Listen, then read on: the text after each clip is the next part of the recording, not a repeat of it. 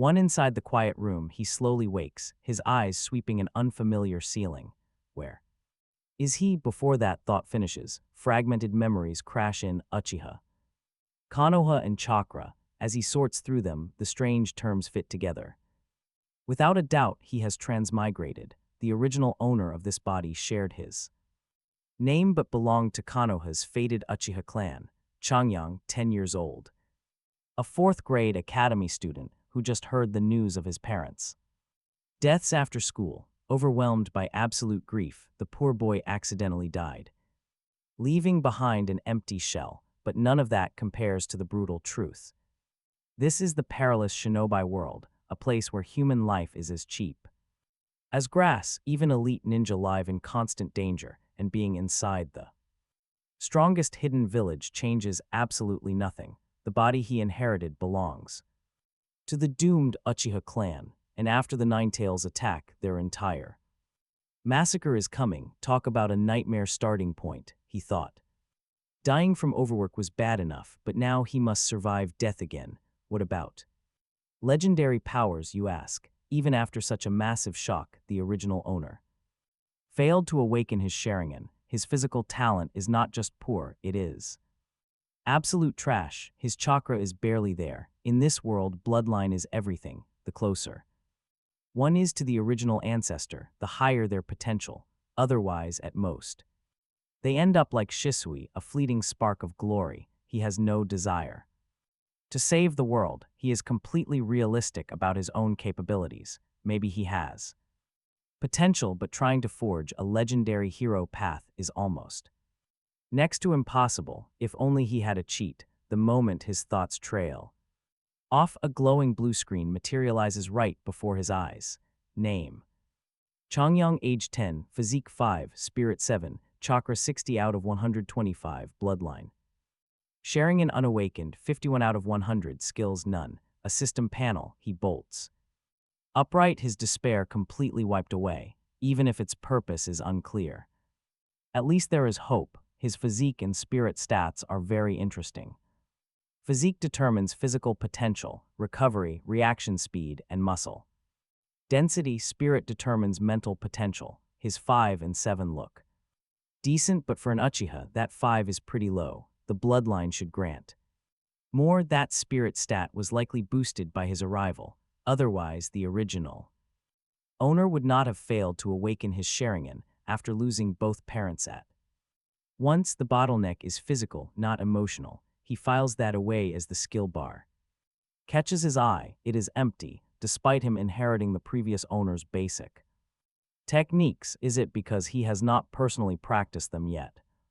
He stands up, focuses his chakra, and slowly forms seals for the clone technique. The energy burns away with 0 results. Suddenly, the skill bar distorts and a line appears: clone technique level 0, 1 out of 100. That is the rule. He has to do it himself. Gathering chakra, he tries again, failing but watching the panel jump to 3 out of 100, a proficiency system with extra points, likely thanks to his predecessor's residual memories, accelerating the learning process. He takes a deep breath, focusing on those inherited memories, and replicates them. A puff of smoke appears and quickly vanishes. The technique still fails, but proficiency rises to 6. It is confirmed. This way he can quickly reclaim his powers and easily hide any abnormalities from the world. With Yamanaka mind readers and Ambu watching, the slightest slip-up means instant death. He keeps going until his chakra runs completely dry. Cross-legged, he follows memories. Sinking spirit into body, he pulls out cellular energy to blend together. This creates fresh chakra, routing it through his body's meridian network. Every Uchiha child memorizes this exact pathway by their 7th winter. They draw it repeatedly in chalk on the wooden dojo floor until it sticks.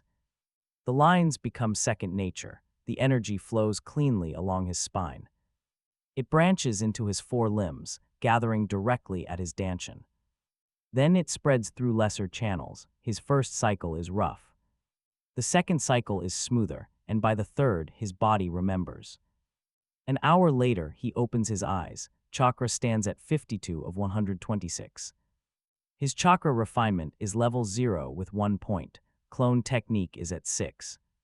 Just like before, personally refining chakra has unlocked a brand new skill. At level 0, it raises his maximum limit by 1 and restores 50 points.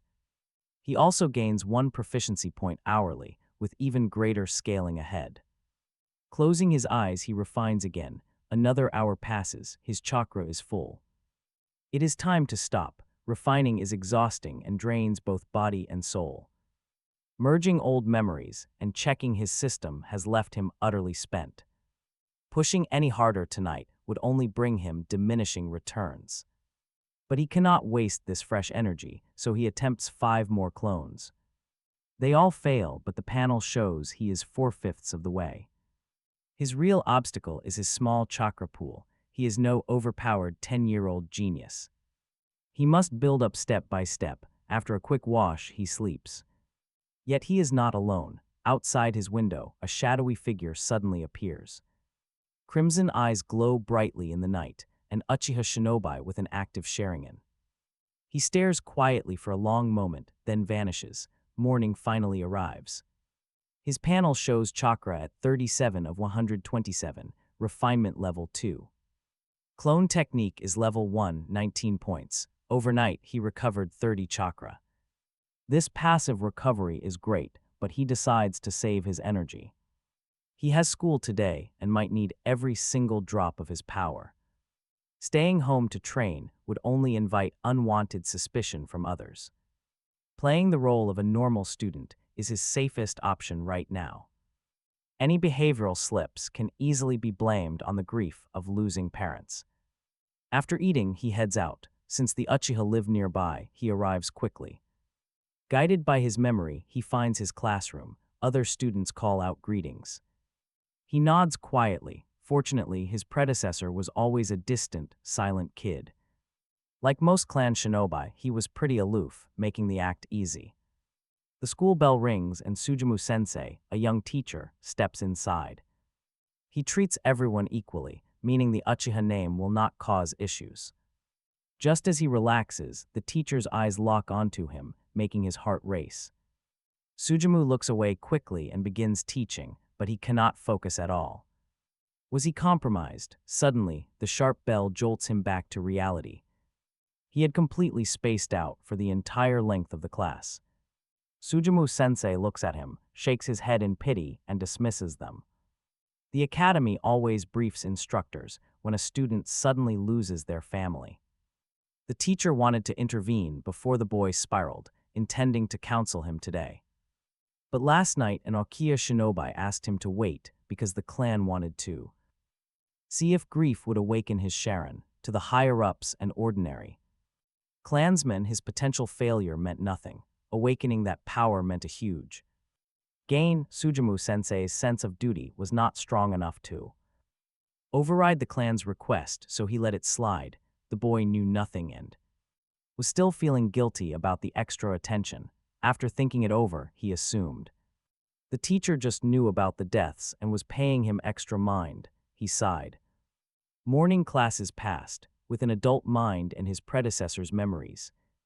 He kept up. He could muddle through afternoon practicals unless ninjutsu was tested. Those tests happened weekly. The rest of the time went to combat and ninja tools. The last test was 3 days ago, leaving him 4 days to master the clone technique to basic level. That afternoon on the field, Sujumu Sensei announced a surprise. He would pair the students up for a massive free-for-all fight, no stopping until he called it, no quitting even when beaten. The class erupted in chaos. Fights usually happened one by one while the teacher critiqued. This was entirely new. He felt a sudden, heavy sense of urgency. This kind of combat training usually waited until 5th grade. Pulling it forward meant the curriculum was being rushed. Given Konoha's situation, it was not hard to guess they wanted them to graduate early. Wartime always shortened the school cycle. The annual graduation assessment ran from October 7th through the 10th. Results would post, and the Hog's office would finalize registration on October 15th. Today was September 3rd, meaning only a month. At best, before he was pushed out the door, the pressure was mounting. Silence, Sujumu-sensei roared, and the noise cut off. He began pairing them up.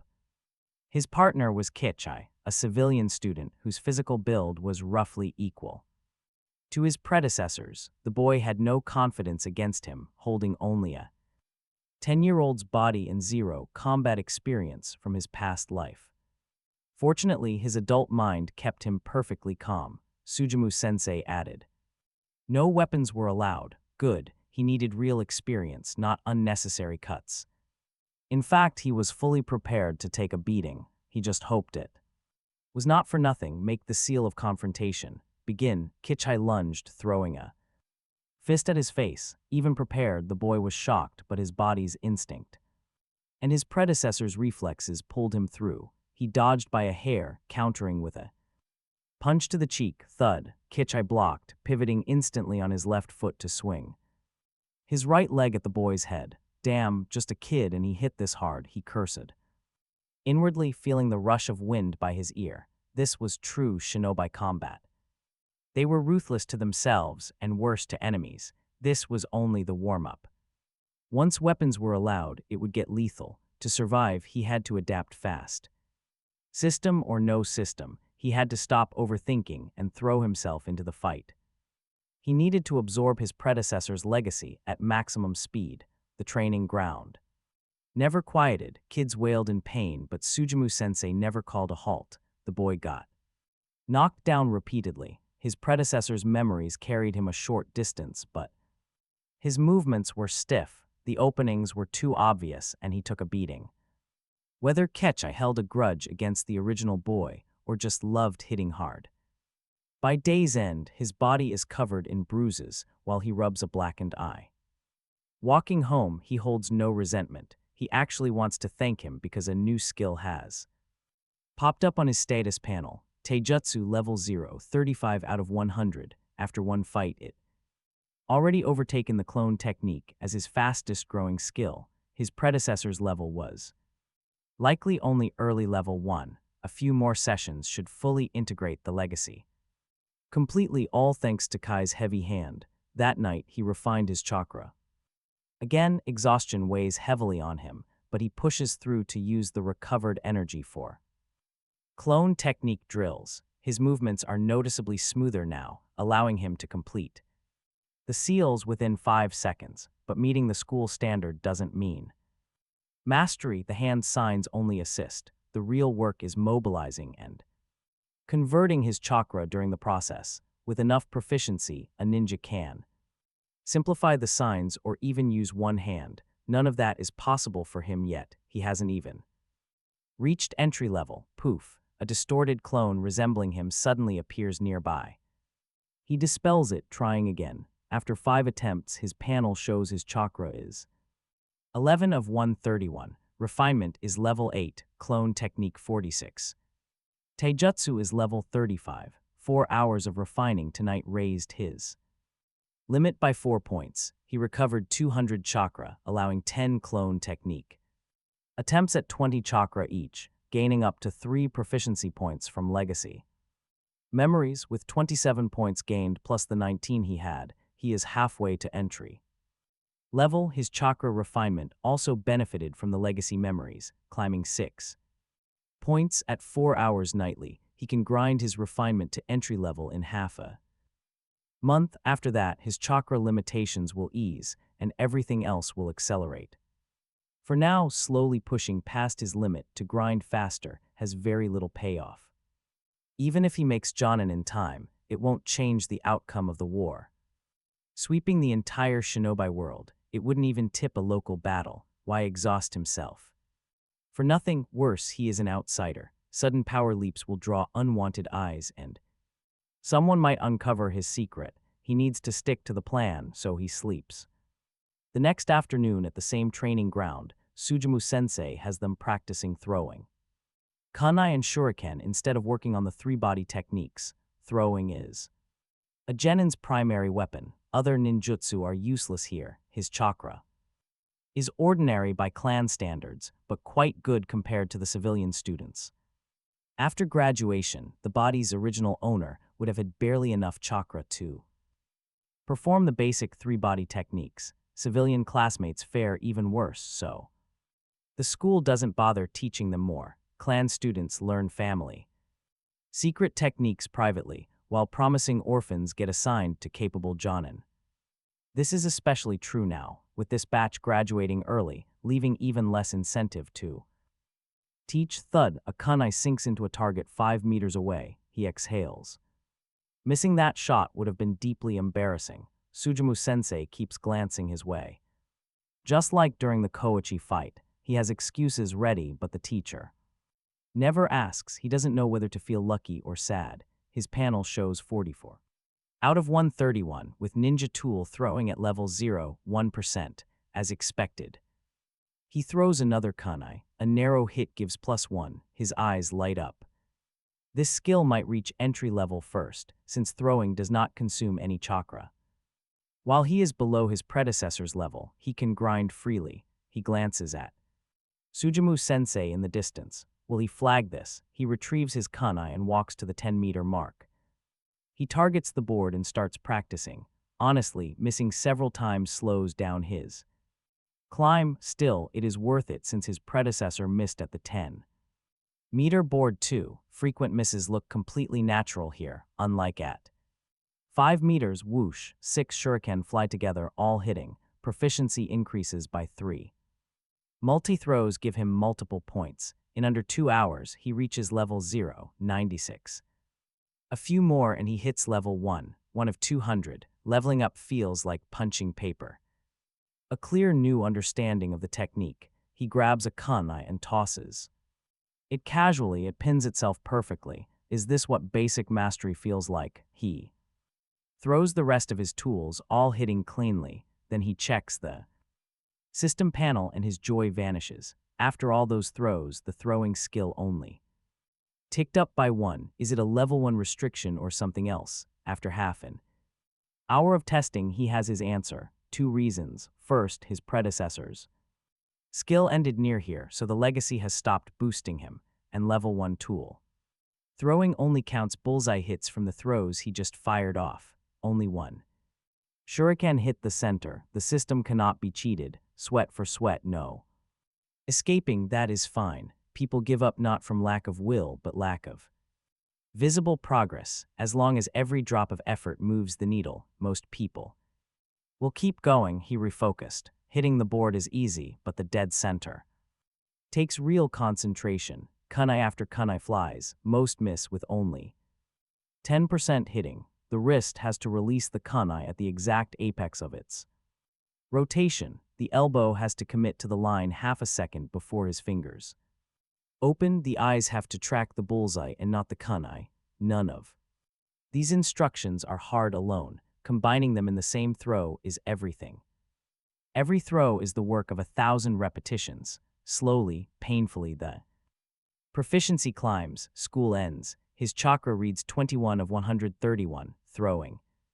Level 1 is 29 of 200, half an afternoon for 28 points and 20 stamina spent. Even an Iron Man would tire. Totally worth it. At today's pace, he will hit level 2 within a week. At that point, his throwing matches Jin, who graduated 2 or 3 years ago. Survival odds increase. Throwing alone is not enough. Taijutsu and the three-body techniques have to keep up too. Taijutsu can be ground passively through Sugimusu-sensei's matches. Three-body techniques are next. Once he clears the assessment in 3 days, he will add substitution and transformation. They do not match higher rank opponents, but work fine against equals. Before graduation, he wants all 3 at level 2 or even 3. Home, he refines chakra for 2 hours, drills the clone technique, then refines 2 more hours. Drilling clone again, 2 cycles late into the night, then sleep. School, training, repeat. A week passes. A knock at the door. Since his transmigration, he has spoken to no one outside school who would visit. The Konoha name and central district location keep the petty crooks away, and the few real troublemakers are either too young or out of the village. He opens the door. A Konoha shinobi in a Flak Jacket stands there. He calls him Chongyong and the boy nods. Haruto introduces himself, explaining he is there to deliver the survivor's pension from the Hawkage office. He taps his predecessor's memories and puts on a sorrowful look at the right beat. Haruto continues. The clan adds 10,000 ryo monthly for living expenses until he becomes a genin. Before handing over the envelope, offering thanks, the boy bows and takes it. The door closes and the fake grief drops. He has no real attachment to the parents he never met, but for the sake of that compensation money, he'll offer them flowers at their graves every year, provided he survives. Inside the envelope is 1,010,000 ryo, no one embezzled. Both of his predecessors' parents were chunin. Death compensation is 500,000 each plus the 10,000 allowance. Exactly 1,010,000 makes sense. If the clan skimmed even this, they'd have internal cohesion left. 1,000,000 sounds like a lot, but it really isn't. D rank. Missions pay 5,000 to 50,000. C rank 30 to 100. B rank 80 to 200. A rank 150 to 1,000,000. S rank is even higher. Chunin take C and B, while Jonin take B and A, even with village cuts and team splits. Making 1,000,000 isn't that difficult. A bowl of ramen costs 60 ryo. Eating ramen 3 times a day runs 5,400 a month, and that's just food.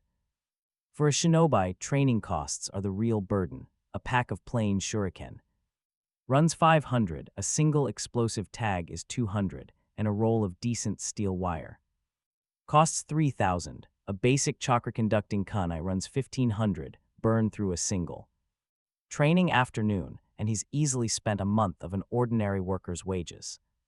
10,000 a month is barely above starvation.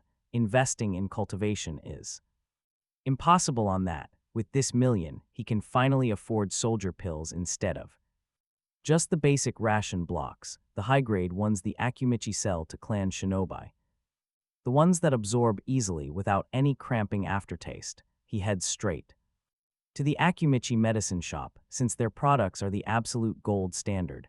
The most useful item for him turns out to be the standard soldier pill, the kind that replaces a meal, supplies all necessary nutrients, and is the standard ration for missions. Some special pills can briefly boost a shinobi's strength, but he doesn't need those, just standard food substitutes. Skipping meals lets him extend his chakra refinement sessions and burn all that recovered energy on more drills.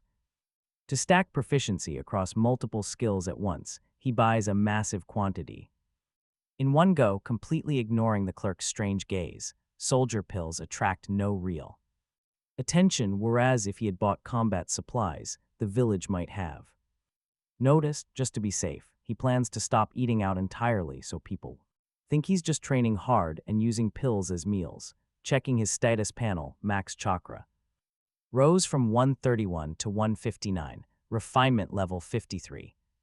Clone technique is level 1, substitution sits at level 77.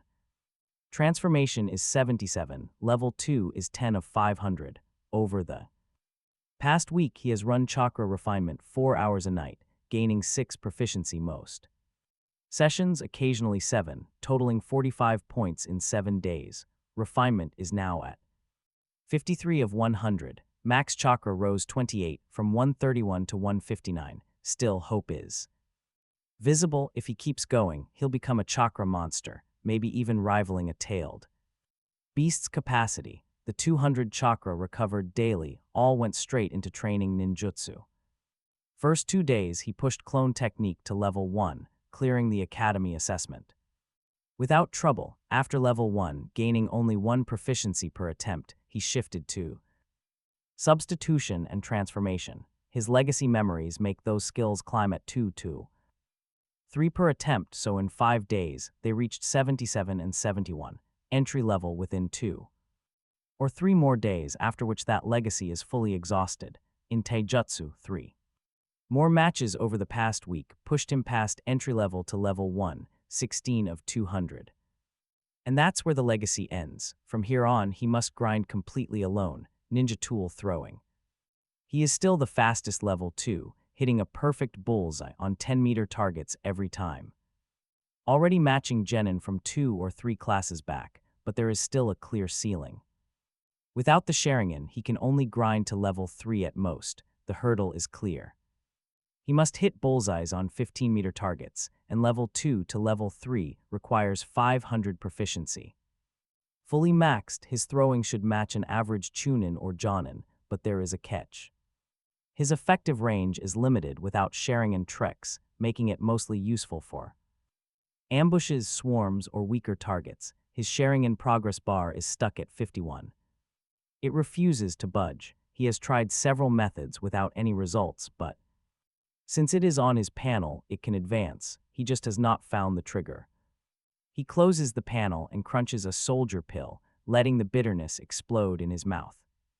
His eyes twitch. No wonder everyone hates these. He swallows with effort as a warm current spread through his limbs. Sitting cross-legged, he begins refining his chakra. 2 hours later, his energy is full. Time to switch to substitution and transformation drills. Transformation is simple, mobilizing chakra step by step to alter your look. Wait. That is transformation. Substitution is different, requiring a prepared prop. Like a wooden block, this technique is not true teleportation, but an illusion. At the moment of attack, you swap your body with the prop, your opponent. Misjudges, allowing you to counter or escape. Timing is everything. Used well, it is godlike. Used poorly, it just leaves you wide open. Even at its peak, it has limits. The swap process always leaves a brief opening, which means very little among Genin and Chunin, but is fatal against Jonin, who easily read those split seconds. So Jonin rarely use it for deception. For him, that high-level play is far away. And substitution remains a vital life-saving trick. Still, practice never feels tedious. 10 minutes later, his chakra is completely dry. Time for another soldier pill and refinement. By midnight, he finishes his final round. Today's extra 2 hours of refining. Added 2 to his chakra max and 3 proficiency to refinement, the extra 100. Chakra fed into substitution and transformation, gaining over a dozen points each. Every little bit adds up. A single day is great, but what about it? Month? A year is too far, but a month is easy to imagine, if only.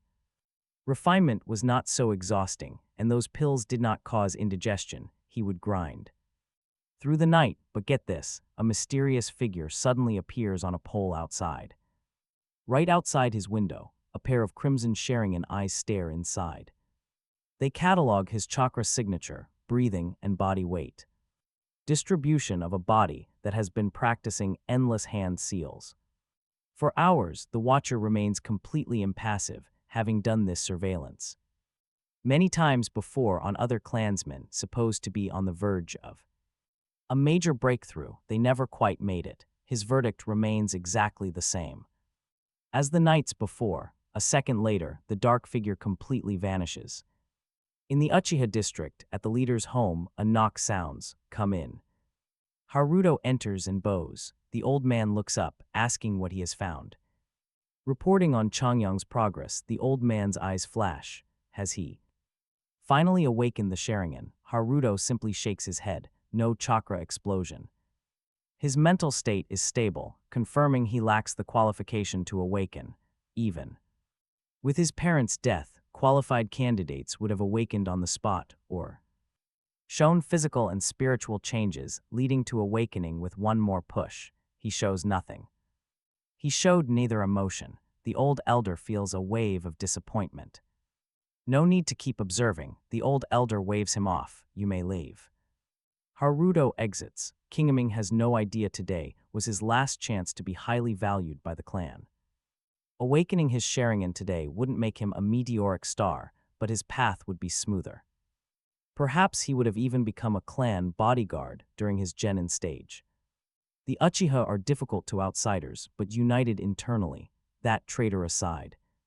Without a Sharingan, he is denied the genius treatment. He doesn't care. His reliance was never on the Uchiha. With his system, he will grow regardless. 5 days pass.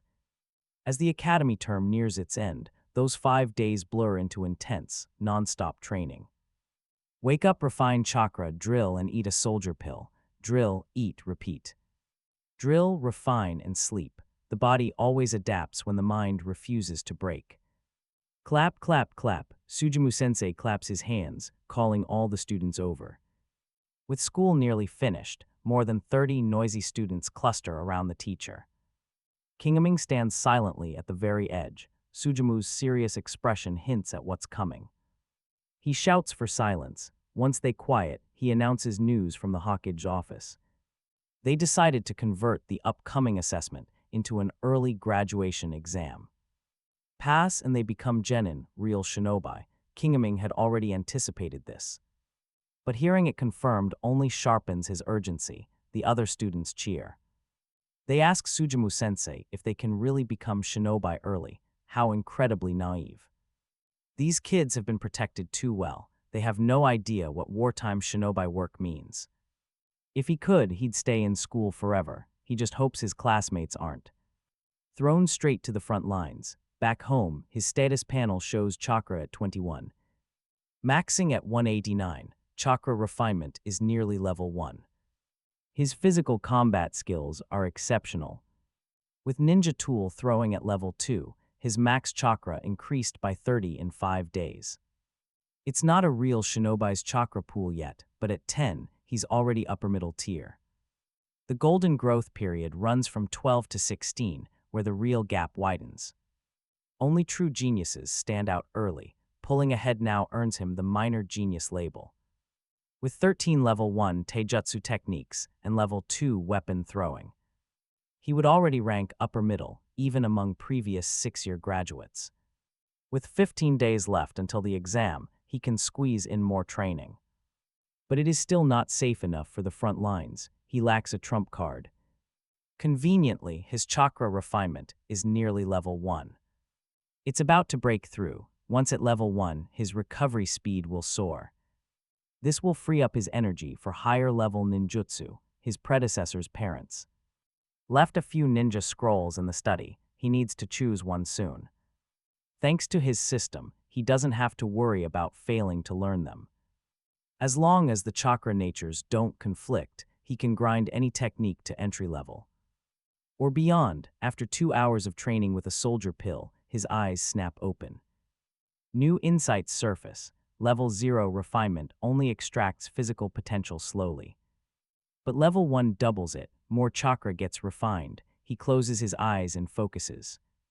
Within half an hour, his chakra reaches 171 of 192. Chakra refinement hits level 1. Half an hour now restores 50 points of chakra. His max chakra increases by 1. Too bad he only gains 1 proficiency per hour. Regardless, since his predecessor's legacy has run out, no matter, he will keep pushing. He will probably need more soldier pills soon, but those are minor issues. He heads to his parents' study, a place he has never properly sorted. He had only swept the dust. Today, everything changes. He carefully opens the first one, the signature Uchiha Great Flame Ball technique.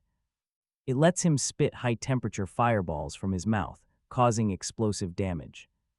Power scales with injected chakra, a C-rank jutsu, perfect as a Chunin's trump card. He unfurls more scrolls and finds 2 ninjutsu, the Phoenix Saga Flame technique, and the fire-style Dragon Flame Bomb. Both are C-rank, but much harder to master. The Phoenix Saga Flame actually requires the Great Flame Ball as its foundation. 2 other scrolls contain genjutsu. The first, Majinhari Jigoku, requires a specific eye.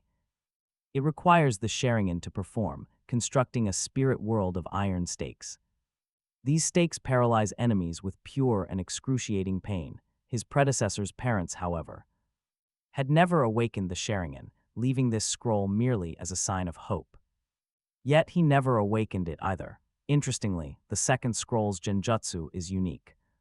He had heard of Majinhari Jigoku, but mind reflection art is completely unfamiliar. Unfurling the scroll, he reads carefully. Gradually, his expression begins to shift. Indifference, uncertainty, urgency, anticipation, then sudden relief and absolute joy. This mind reflection art might solve his stagnation, and trust me, it does. After Sudi Musensei's incredibly long graduation speech, the exams finally begin. He enters the exam room. This academy test covers far more than basic ninjutsu, code reading, map drawing, and theory. The first sessions are entirely written. Compared to the Chunin exam, this paper is completely trivial, basic knowledge any genin must know, plus some ideological essays on the Hokage role. He has not written an essay in over 10 years across both lifetimes. Whipping up some beautiful words is easy. Soon, the morning passes. With a free afternoon, he heads home. His chakra refinement is nearly maxed. After 6 hours, his refinement finally breaks through to level 2, one of 500. He expected this breakthrough, but actually reaching level 2 feels completely different. He now gathers 200 chakra per hour, plus 4 to his maximum pool. His training efficiency leaps. Still, doubling his actual output is impossible. His young body has limits. Even with soldier pills, he has boundaries. He cannot absorb energy infinitely. After all, he is no choji eating them like candy. To him, they are just compressed food, and too many will cause indigestion. Over the past week, he has nearly pushed his body to its absolute limits. Pushing further only boosts efficiency slightly, not double. At least it saves time. On the second day, ninjutsu is not tested. Today is taijutsu and ninja weapons. Throwing, since they test students one by one, progress is extremely slow. By mid-afternoon, it is his turn. Chongyong lands 10 bullseyes, earning perfect marks. A commotion ripples through the room, but he maintains his predecessor's cold posture. To him, this is nothing. Hitting a 10-meter target is completely trivial. He gets perfect marks in Taijutsu 2. Having level 1 guarantees a perfect score. Anything above level 0 passes, as the standards are surprisingly low this year. The night passes quietly. On day 3, the students are incredibly tense.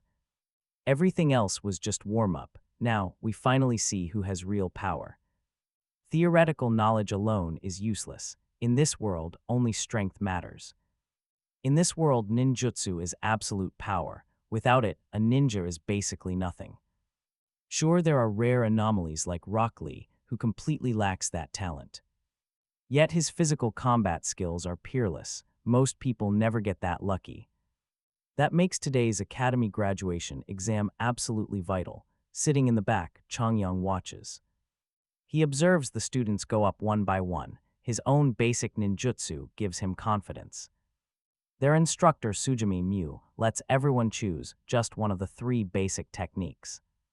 It is a blatant loophole, knowing only the clone technique is enough to pass now.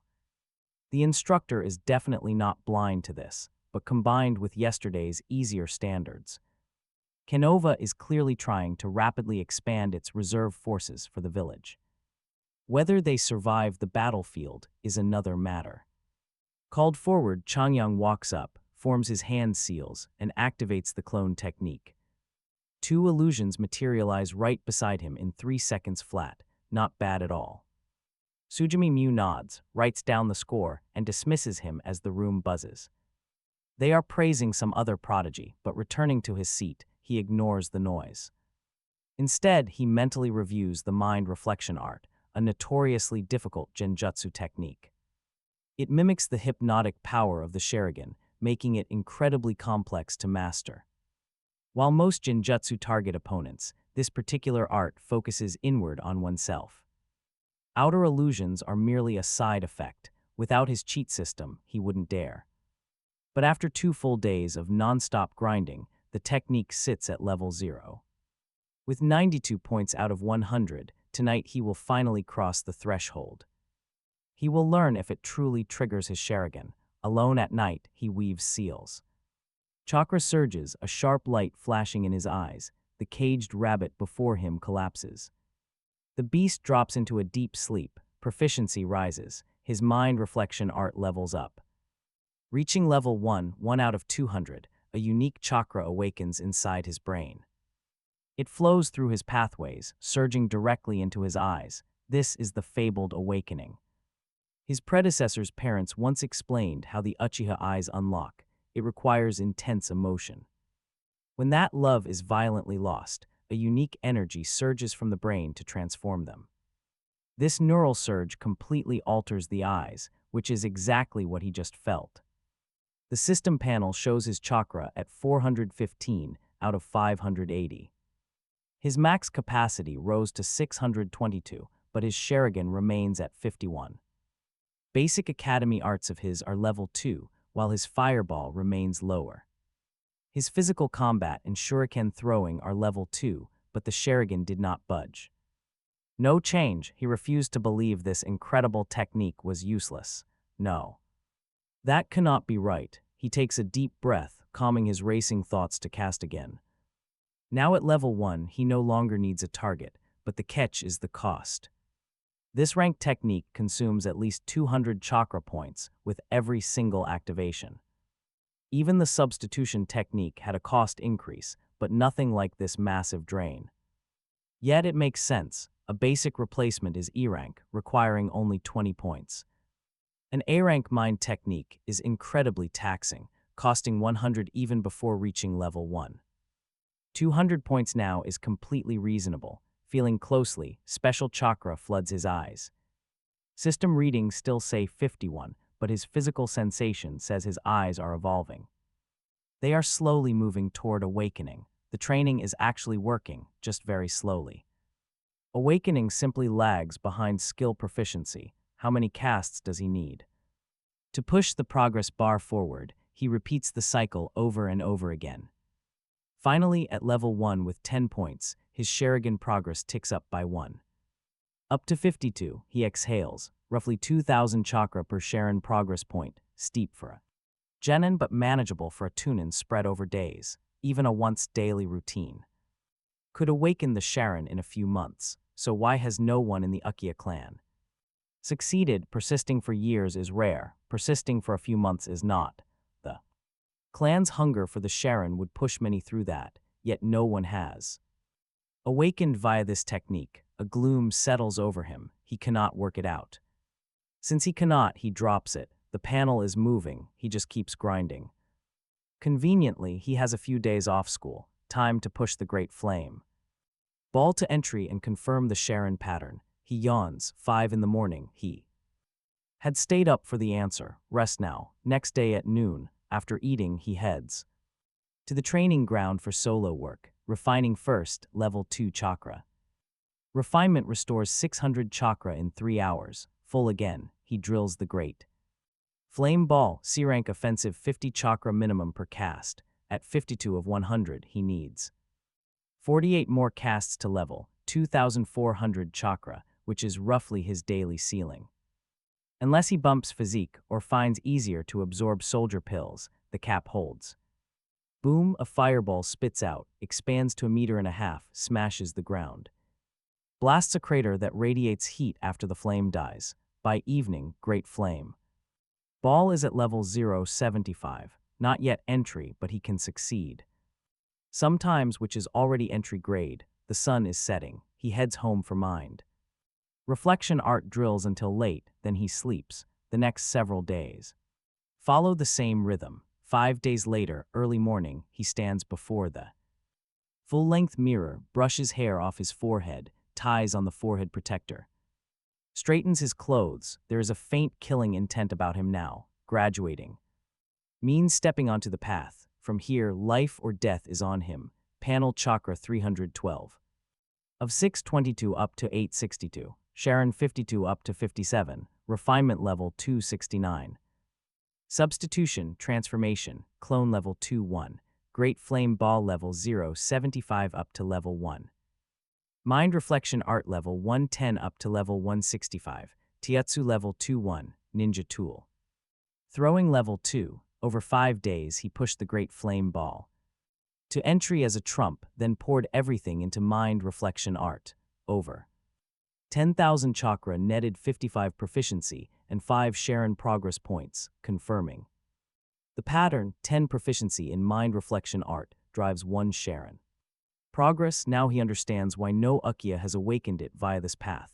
Each 10 proficiency requires positive feedback to keep grinding through, and without the Panel showing direct progress, most people give up, even with the panel if his.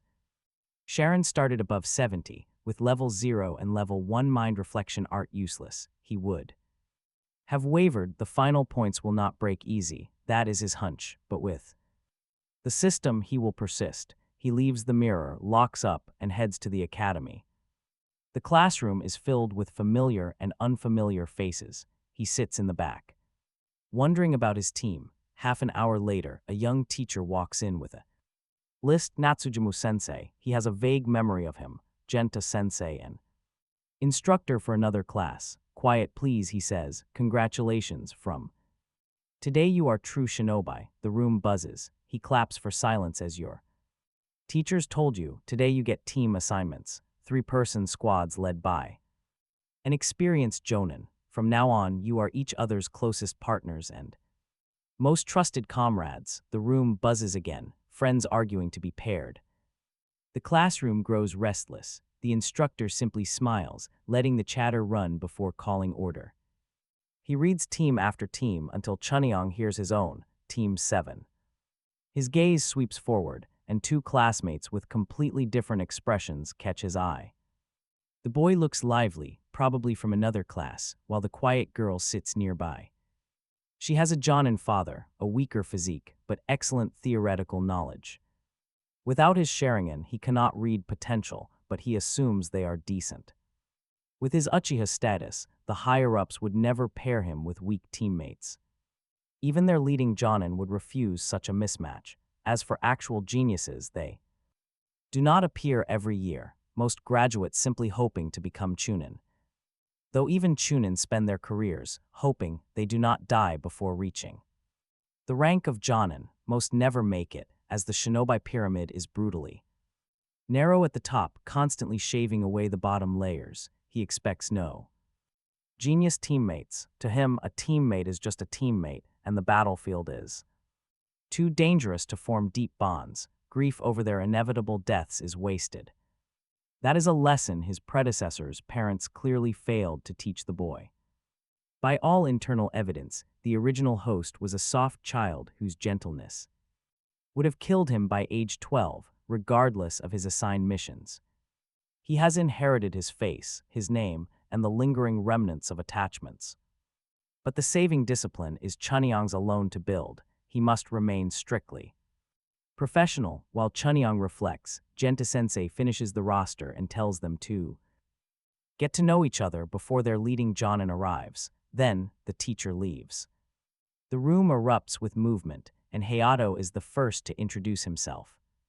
Chongyong replies concisely, turning to the girl. Shizuko shrinks back, her voice soft as a mosquito's. At Hayato's coaxing, the 3 sit together.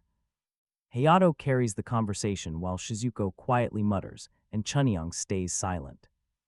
Through the chatter, Chongyong learns Hayato's parents are both technical specialists. One works in the cipher division, the other teaches at the academy. How such quiet parents raised a chatterbox is a mystery. Perhaps he was suppressed at home. Suddenly, Hayato asks Chongyong about his own parents. They sacrificed themselves, Chongyong replies calmly, causing Hayato to freeze in embarrassment.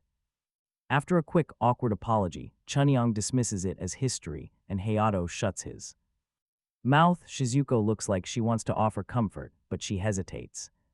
Lacking the courage, she stays silent. Chongyong does not prompt her. His predecessor might have needed comforting, but he does not. Soon, a dozen instructors arrive. These are mostly special jonin, specialist ninja positioned between chunin and jonin. With wartime jonin needed on the front lines, mentoring new recruits is secondary. For most average students in the classroom, their potential is easily gauged. They are simply not worth a true elite jonin's full attention. An instructor starts calling out the groups one after another. Soon, Team 7 is summoned. A scarred, middle-aged shinobi stares at them. Hayato eagerly speaks up, prompting the scarred man to flip through their files. The man briefly tells them to follow before walking out. They tail him. Within 10 minutes, they reach a remote training ground far from the village.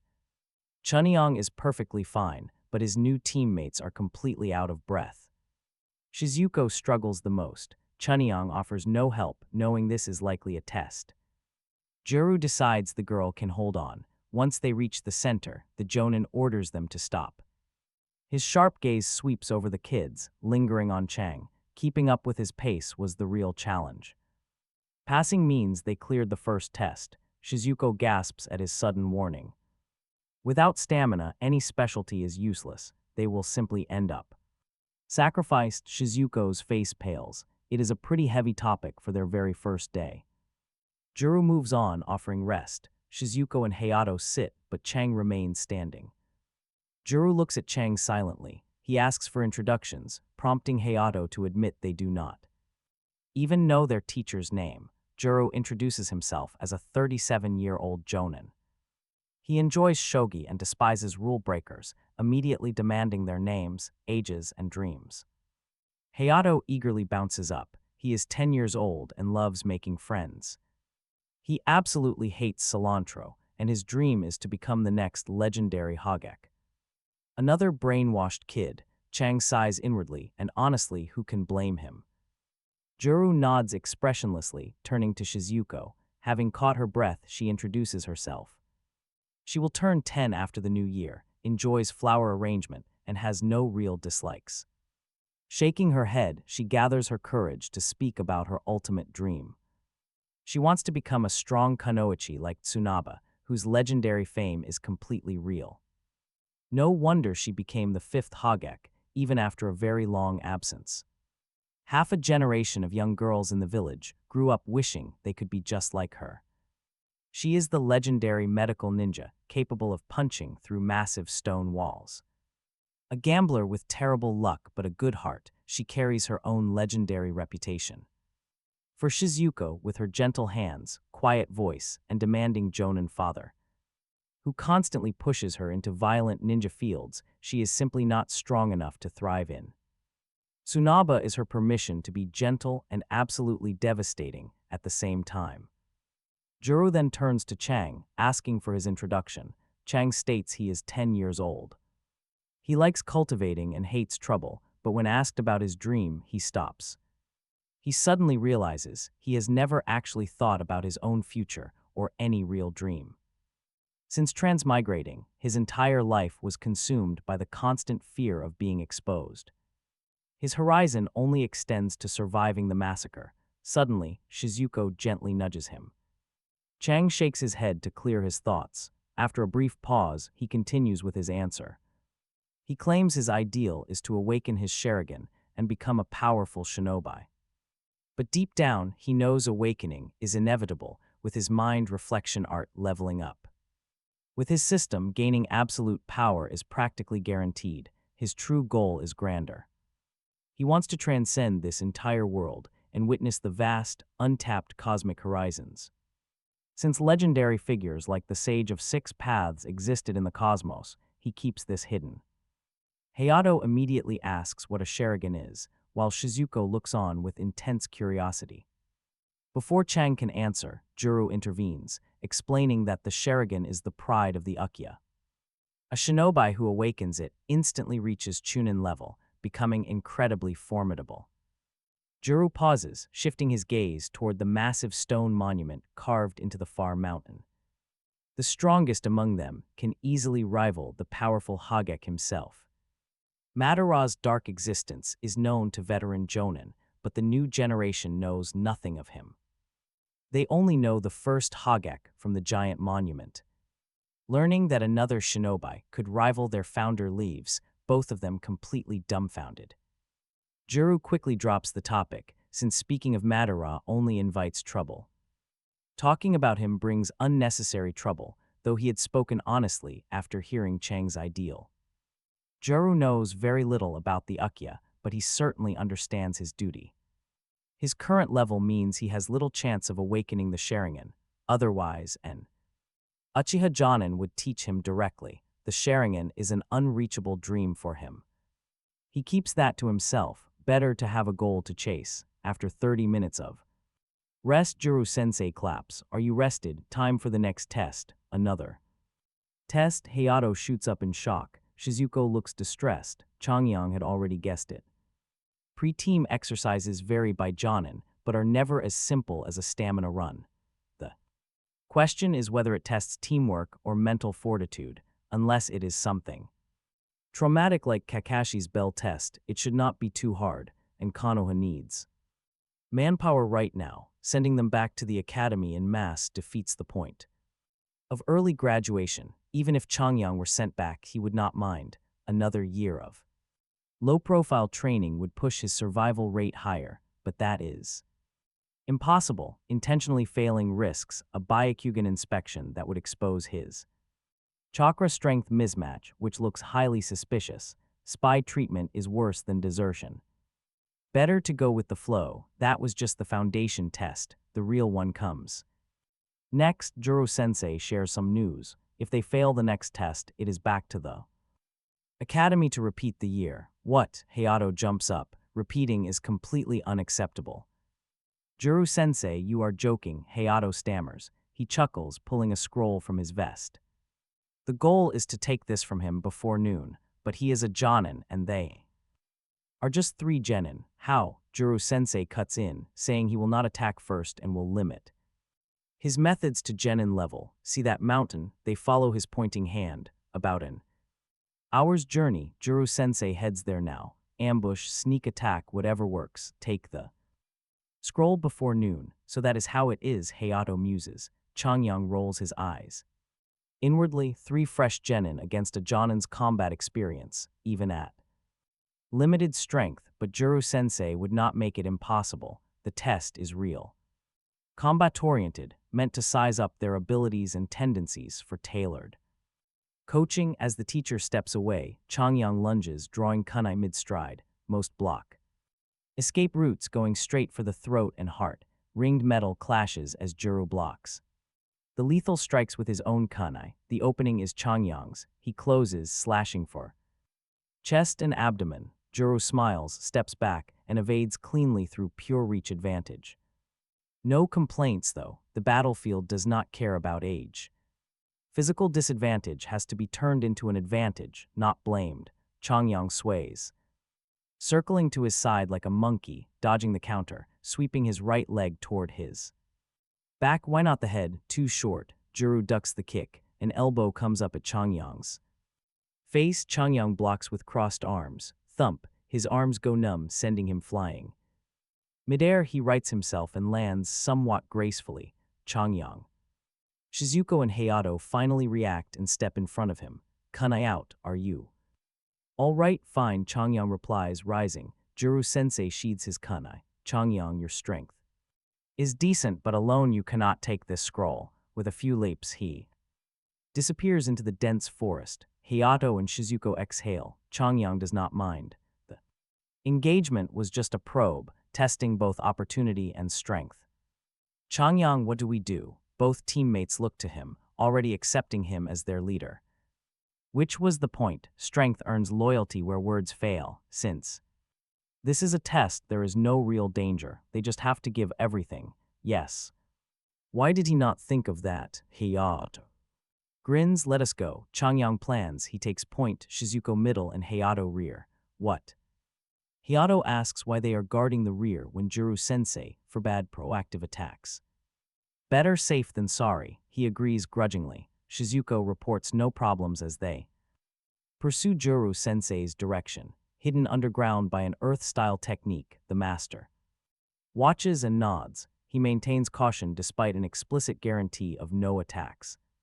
And the bold opening attack earlier, cautious yet decisive, like a natural-born shinobi. Changmyong wonders if he earned that high praise just by acting on past life memories. Even if he did, he would not care. Only strength matters.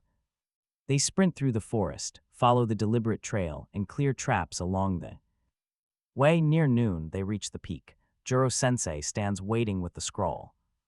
Time is short. Asking what they will do, Hayato and Changmyong rush from the left and right. Shizuko gathers herself, throwing kunai and shuriken to restrict his movement. He flickers past her throws. Changmyong closes, slashing for the waist and abdomen. Clink, blocked. Hayato strikes from the back, his kunai aimed at the spine, but his motion hesitates from fear of hurting Juro.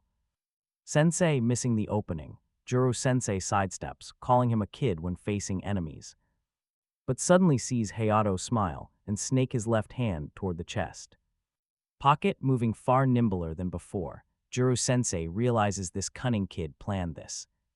He leans back, Hayato's left hand barely brushes the chest, missing the scroll. Juro-sensei exhales, relieved. At that moment, Hayato's right hand flips and stabs the kunai cleanly into Juro-sensei's lower abdomen. Suddenly, Chongyong, rushing up, cries out, his form rippling from Changmyang's likeness into Hayato's likeness. Juro-sensei looks down at the Hayato before him with admiration.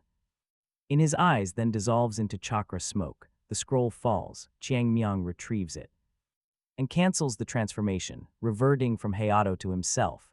Both Changmyang and Hayato had swapped places earlier. Before showing themselves, they used transformation to switch identities. Talk about a genius move. What he had not expected was Juro-sensei being a clone too, a clone leading them. By the nose makes a Jonin's strength clear. Slowly, the real Juro-sensei walks out of the forest. Hayato and Shizuko greet him. He looks at Changmyang. He did not hesitate at all when attacking. Was he not afraid of hurting him? He answers that a Jonin is too strong to be hurt, and without the resolve to kill him, they could never have taken the scroll. Juro-sensei nods, turns to the others, praising them too. So they passed? Hayato asks eagerly. Of course, no academy repeat for them. Hayato shouts excitedly while Shizuko brightens. Changmyang keeps a serious face, though his mouth twitches. There is no other reason than sheer exhaustion. Lately, he has eaten so many soldier pills he is ready to vomit. Juro-sensei treats them to barbecue, a well-earned free meal.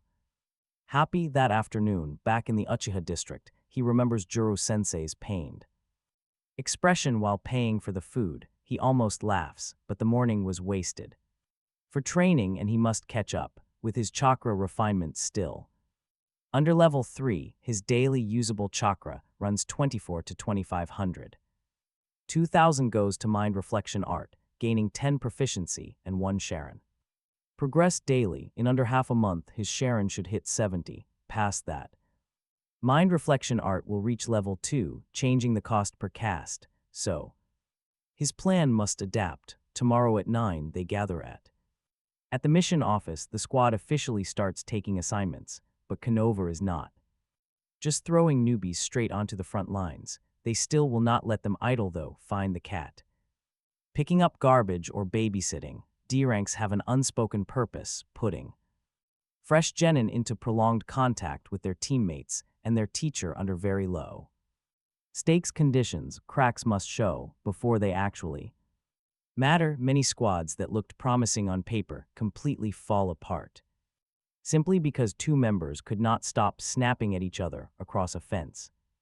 Painting commission. The village would much rather know that now than watch it happen mid-mission later. Routine is fine, but it seriously eats into training time. To maximize his chakra use, Chongyong needs over 10 hours of daily meditation. This conflicts with the missions, leaving him with 3 paths to resolve it. Raising physical strength has no short-term hope. Leveling chakra refinement to level 3 requires 500 proficiency at 12 points a day. That means over a month. The third is boosting chakra control to reduce the cost per ninjutsu. The next afternoon, under Juro-sensei, they're picking up trash in a river at Konoha's edge. While Hayato complains, Chongyong stands suspended. His feet do not even touch the riverbed. Water walking, a few minutes later, his chakra control rises from level 0, 60 to 61. This third method works better. Control means less chakra spent per technique, neatly sidestepping the time problem. Traditional tree climbing and water walking are the village's standard training methods because gathering chakra at the soles of the feet is a highly delicate skill. The slightest error spells failure, forcing absolute control. On his status panel, chakra goes from 215 to 910. Sharingan goes to 58. Chakra refinement level 2 hits 81. Substitution, transformation, and clone are level 2. Great Fireball is level 1. mind reflection is climbing. Up to level 177, taijutsu and throwing hit level 2. Chakra control takes almost no energy and 0 dedicated training time. At level 061, he saves about 3% per technique. That seems small alone, but it compounds as he levels it up. Same chakra, more casts, a roundabout solution to his time problem, the only side effect is slower chakra refinement progress, but that is not his focus right. Now Chongyong, what on earth are you doing? Hayato asks, having finally noticed his teammate's feet resting on the water. The river is clear enough to show them suspended. As Chongyong explains, Hayato asks what the point of that even is. Juro-sensei answers from a distance, extremely useful. He walks over. The genin quickly greet him as sensei. Juro glances down at Chongyong's souls and explains, mastering this saves immense chakra when learning or releasing ninjutsu, letting you fight much longer in battle. Hayato immediately asks if they can learn it too. Juro-sensei considers it. He had not planned to teach this so early, but since Chongyong already started, his teammates might as well join. Juro had actually noticed Chongyong's trick earlier, keeping silent, to see how far he would go unguided. The result confirmed absolute genius tier chakra control, pulling off a feat like that in just a few hours. Honestly, it is mind-blowing, especially without guidance. With proper training like tree climbing first, progress would have been even faster, but Chongyong has no need for the standard path.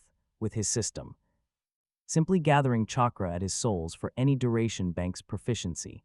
Hayato asks if they will do tree climbing too. Juro says no, but why is Chongyong doing something else? Well, because he is a genius, Juro-sensei wants to say, but he stops himself. That would discourage them. Tactfully, he says everyone's situation is different. Chongyong is starting on water while they cannot, so how do they practice tree climbing? Hayato and Shizuko echo. Juro-sensei nods, telling him to keep practicing solo on his own while leading them into the forest. Then, the endless grinding loop begins. Gathering chakra, sprinting, climbing, and falling. His teammates also practice exceptionally hard. Hayato hides a fiercely competitive streak beneath his casual chatter and lazy yawns. The moment a target is set before him, he instantly transforms into another person. His smile thins, his focus sharpens, and his body pushes past any physical discomfort. He masked his drive well back in the academy, but now it is obvious. Shizuko, on the other hand, is soft on the outside but incredibly tough within. Once she commits to a goal, she spares absolutely nothing to achieve it. Her quiet stubbornness allows her to absorb constant failure without ever wavering. She will fall from the same tree 30 times just to find her perfect chakra balance. By the 31st attempt, she will already be visualizing the next step without celebrating. Neither of his teammates is mediocre. They are both genuinely talented young shinobi. Otherwise, they would never have made it onto a real Jonin squad, yet he remembers nothing about them from his past life knowledge. They likely perish in the coming war. The ninja world is incredibly cruel, and their chosen path is always lined with death. Whenever he remembers this, he cannot relax. Every single moment must be used. He plans ahead, time flies, and soon it is already early November. Back home in the Uchiha district late at night, he completes his training cycle. He opens his status panel. Chakra is 16 of 1546. Sharingan is up. Substitution level 2 is at 240. Transformation level 2 rises to 130. Clone technique level 2 hits 110. The Great Fireball technique is also rising. His mind reflection art level 1 climbs to level 2, 1 of 500. Taijutsu level 2 hits 150, and ninja tool throwing reaches 260. His chakra control reaches level 2, 350, after half a month of training. By day, he joins his squad on low-rank missions. By night, he grinds endlessly. Though it slowed his cultivation, his chakra control keeps saving him precious energy. With extra practice on his free days, his mind reflection technique still leveled up. It only took a day or two longer than he initially planned. His Sharingan progress climbed 13 points. The level 2 mind reflection technique reduced hand seals. Unfortunately, it did not lower the overall chakra cost, making it useless for now. Fortunately, the level up restored his Sharingan progress speed to normal. 10 proficiency points in his mind technique still yield 1 point of Sharingan progress. How long that holds remains to be seen. He never expected to master it so easily. If it were simple, any Uchiha could do it. He likely needs level 3 first. Before his Sharingan can fully mature, fortunately, that is not difficult for him. Taijutsu, substitution, and transformation each jumped by over 100 points. This was all thanks to Juro-sensei's brutal daily training drills. His great fireball technique only gained a dozen points due to high chakra costs. His maximum chakra expanded from 910 to 1546. That is already average for a civilian chunin. The gap between geniuses and regulars is huge. People always say Kakashi has low chakra reserves, but that is a myth. Despite his constant Sharingan drain, he can still cast Chidori several times. He even deploys powerful high-rank techniques alongside complex Sharingan illusions. His real chakra volume is likely over 10,000 by the panel's calculations. Strength is relative. Many Jonin will never reach Keshi's level, leaving Xiangmyang plenty of room to grow. At 9 the next morning, they meet at the mission office. Hayato's loud voice rings from afar. He waves, calling for Xiangmyang, while Shizuko stands quietly nearby. Shizuko softly greets him, while Hayato grumbles about him always cutting it close. With no real malice, Xiangmyang sighs, noting the sensei said 9 and it is not 9 yet. Hayato mutters about their mysterious teacher, but Xiangmyang lets it slide. He quietly grinds chakra control by gathering energy in his feet, practicing anytime, anywhere. It is slower than tree climbing but constant, in 4 or 5 days. He should hit level 3, saving 15%. Past this point, his soul method will plateau. He needs new methods, and the Yamanaki puppet thread technique is his choice. Condensing energy into fine threads requires exceptional control, if he can secure. The required training, his control will soar, but those plans are for later. The main priority remains awakening his Sharingan. Right at 9, a figure appears. It is Juro-sensei. The man nods, glances at his feet, and tells them that since everyone is here, they should head inside, leading them into a spacious hall. Lined with wooden counters and chunin staff, they approach their sensei to ask what mission they are taking, half expecting boring tasks like picking up trash or babysitting. Instead, Juro reveals they are taking a C rank. Talk about unexpected, even Xiangmyang is shocked. Normally, rookies clear at least 8 D rank missions before touching a C rank, which is the minimum requirement for chunin exams. D ranks are safe tasks with 0 combat. But C rank means actual combat against mountain bandits, outlaws, and desperate thieves. These thugs make the mission highly unpredictable over the past half month. Their team has only finished 4 D rank chores, falling far below the standard. Konoha is forcing their growth, a realization that hits him instantly.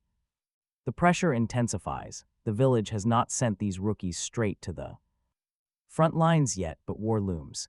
Hayato happily cheers about finally leaving the village. While Hayato celebrates, Xiangmyang remains quiet, letting his teammate have his moment. Juro-sensei grabs the scroll. The task: wipe out bandits on Tora Mountain. They disrupt vital trade routes, making this a true C-rank threat. The goal is to eliminate every bandit for 75,000 ryo. Juro-sensei always favors practical combat experience, which is far harder than typical escort assignments. Bandits usually flee from ninja guards, allowing escort duties to end peacefully. But this is direct combat. Logically, a team's very first C rank should start easy, but Juro chose the hardest path. Even Hayato falls silent. Shizuko's face turns pale. They are barely 10 years old, and despite their academy training, taking a life is different. Even Xiangmyang feels a ripple of unease. He originally lived in a peaceful era, harboring an instinctive reverence for all life. His predecessor's memories cannot change that worldview overnight, but here, life is dirt cheap. Without crossing this threshold, only death awaits. Survival demands that others must fall. He must let others die so he can live, and honestly, these bandits are monsters. Ending them simply removes a threat. Forcing himself to accept this, he exhales slowly. His mind settles. Jiro-sensei offers no comfort, simply ordering them to pack their gear. They must meet at the gates tomorrow morning at 10 sharp, before Jiro vanishes. Xiangmyang leaves next. Hayato starts to speak but stops himself. Back home, he sits. They leave. Hayato starts to speak but stops himself. Back home, he just sits in silence. He stands upright for a moment before packing. 6 shuriken, 15 kunai, steel wire, and 5 soldier pills, a jar of ointment, 2 rolls of bandages, and 3 common talismans, a pack of explosive tags, and maps. He waits for Jiro-sensei. He finishes training early today, saving his precious chakra for tomorrow's mission. Hunting bandits is simple, but he is leaving Konoha. Wartime infiltrators are everywhere. Even if they only target logistics or assassination, a random run-in could prove fatal. Under siege, a Jonin cannot guarantee a genin's survival. He is counting on the odds of avoiding enemies, but hope is not a strategy. He closes his eyes to refine. Next morning, they meet at the gate.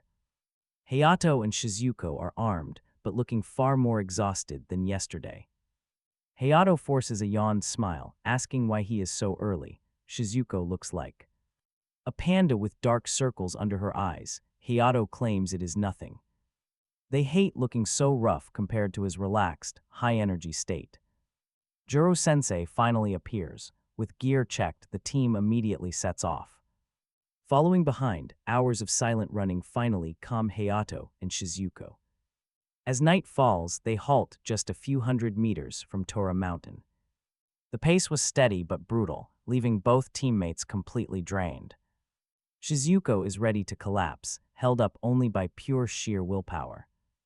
Jiro-sensei looks perfectly fine. Thanks to his own training, he is barely winded. Hayato has a bit of energy left, but zero fight. Given a 2-hour rest, the two slump down and swallow their soldier pills. He takes one too, but climbs a tree to scout the mountain while daylight remains. He secretly bought this telescope earlier, standard scouting tactics. Why remain so extremely cautious, with a powerful Jonin right next to them? Jiro-sensei made it clear he will not help or offer advice. Everything relies on them now. Luckily, the bandits have no idea they are coming. He briefly wondered if their mentor would leak information to test them. But Jiro-sensei is not crazy. In truth, he misjudged the man. The teacher pushes hard, but always considers his students' physical limits. Seeing them exhausted, Jiro-sensei watches him with a silent, knowing smile. He can read the boy like a book, wondering if he is really that crazy himself. Jiro-sensei is growing quite fond of him. Talent matters, but the true key is remaining cautious and humble. In this lethal world, extreme caution is vital for any young shinobi. Out of the entire squad, he is clearly the most likely survivor. Survival depends on mindset. Power alone cannot save you in the grinder. Jiro-sensei silently prays they make it before vanishing into the trees. He looks toward the distant war zone. Suddenly, a sickening crack echoes. Bone splinters. He pulls his bloodied hand back as the corpse slumps. This bandit was the last sentry on the ridge, dozing against a tree. His weapons lay useless. The man never even realized what hit him.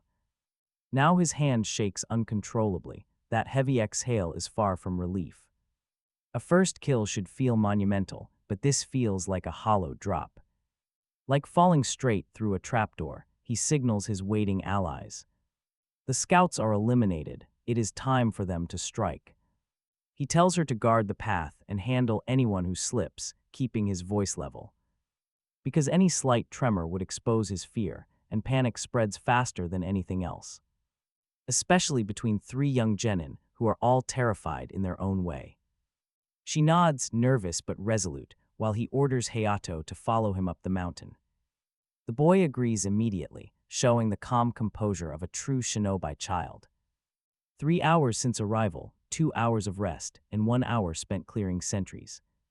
Now the assault begins, though calling it an assault is generous, the captured sentries gave them the numbers 50 bandits originally, but fewer than 40 remain. Their watch patterns are incredibly sloppy, with long rotations and lazy guards. Those assigned to the worst shifts are visibly drunk on stolen liquor. They never expected anyone to come, considering this trade route was their personal hunting ground. Bandits simply do not plan for the day shinobi escorts arrive. As long as no master is present, the pressure remains mostly psychological. While he and Hayato adapt well, Shizuko is the real worry. Interrogating the captured sentry was her first real taste of cold-blooded death. She had never stood so close to a dying man, and her fingers trembled on the blade. He had to step in and finish it, warning her that hesitation means death. She nodded silently, her jaw clenched. She isn't weak, she just needs time. She hasn't yet learned how to turn off her humanity for the dirty work. Under the quiet moonlight, they carefully dodge branches and approach the camp. The camp consists of just one wooden building and 20 small huts. No fence means they relied on sentries out of sheer fear of death. He signals Hayato, and the two split up to work their way inward. The central wooden building holds the leader. They must move fast to keep surprise. A sharp squelch echoes as he covers a bandit's mouth and drives his kunai home. He watches the life fade from the man's eyes, seeing confusion turn to cold gray. He forces himself to accept this harsh reality until he has the power to change things. He must play by the rules of this world, exhale, confirm the kill, and leave. This first hut was isolated, so there's no risk. Now, on to the next.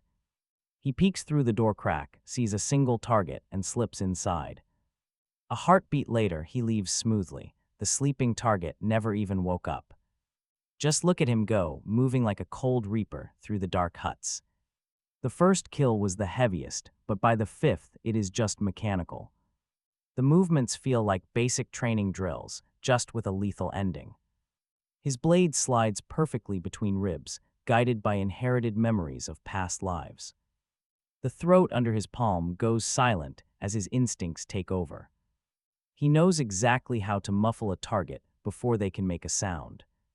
This is not skill earned by living, but power borrowed from a dead boy. He won't waste the gift on guilt. On the 10th target, things go sideways.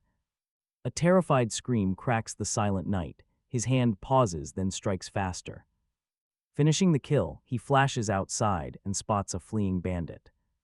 The man is clutching his bleeding neck, screaming out about an enemy attack. Hayato quickly stabs him through the heart, but the entire camp is waking up. He kicks down a door, quickly taking out 2 bandits before they realize.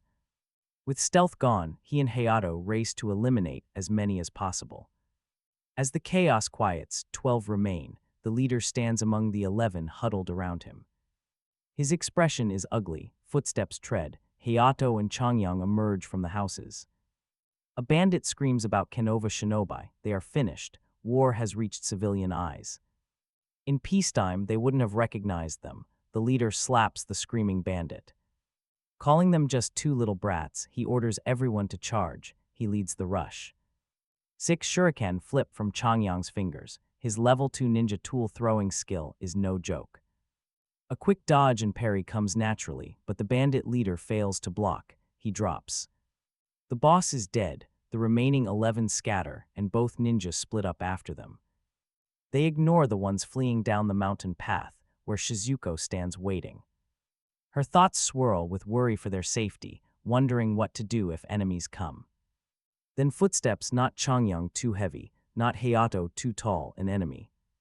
Worries vanish as she moves. 2 bandits sprint up the path, glancing back in fear. With a swift whoosh, a kunai pierces the lead bandit's calf. He stumbles and falls. The second bandit halts, seeing a young girl walk out before him. He spots the forehead protector that those 2 demons wore while slaughtering his comrades. Yet, seeing her delicate face, hope flickers. He drops to his knees and kowtows. He begs for mercy until his forehead bleeds, crying out that he was forced to join. He claims to have 2 young children at home who won't survive without him. Pity stirs in Shizuko as she hesitates, wondering what will happen to his children. While relief begins to show on the bandit's face, a kunai suddenly pierces his throat. Chongyong steps in, pulls the blade free, and walks to the second terrified bandit.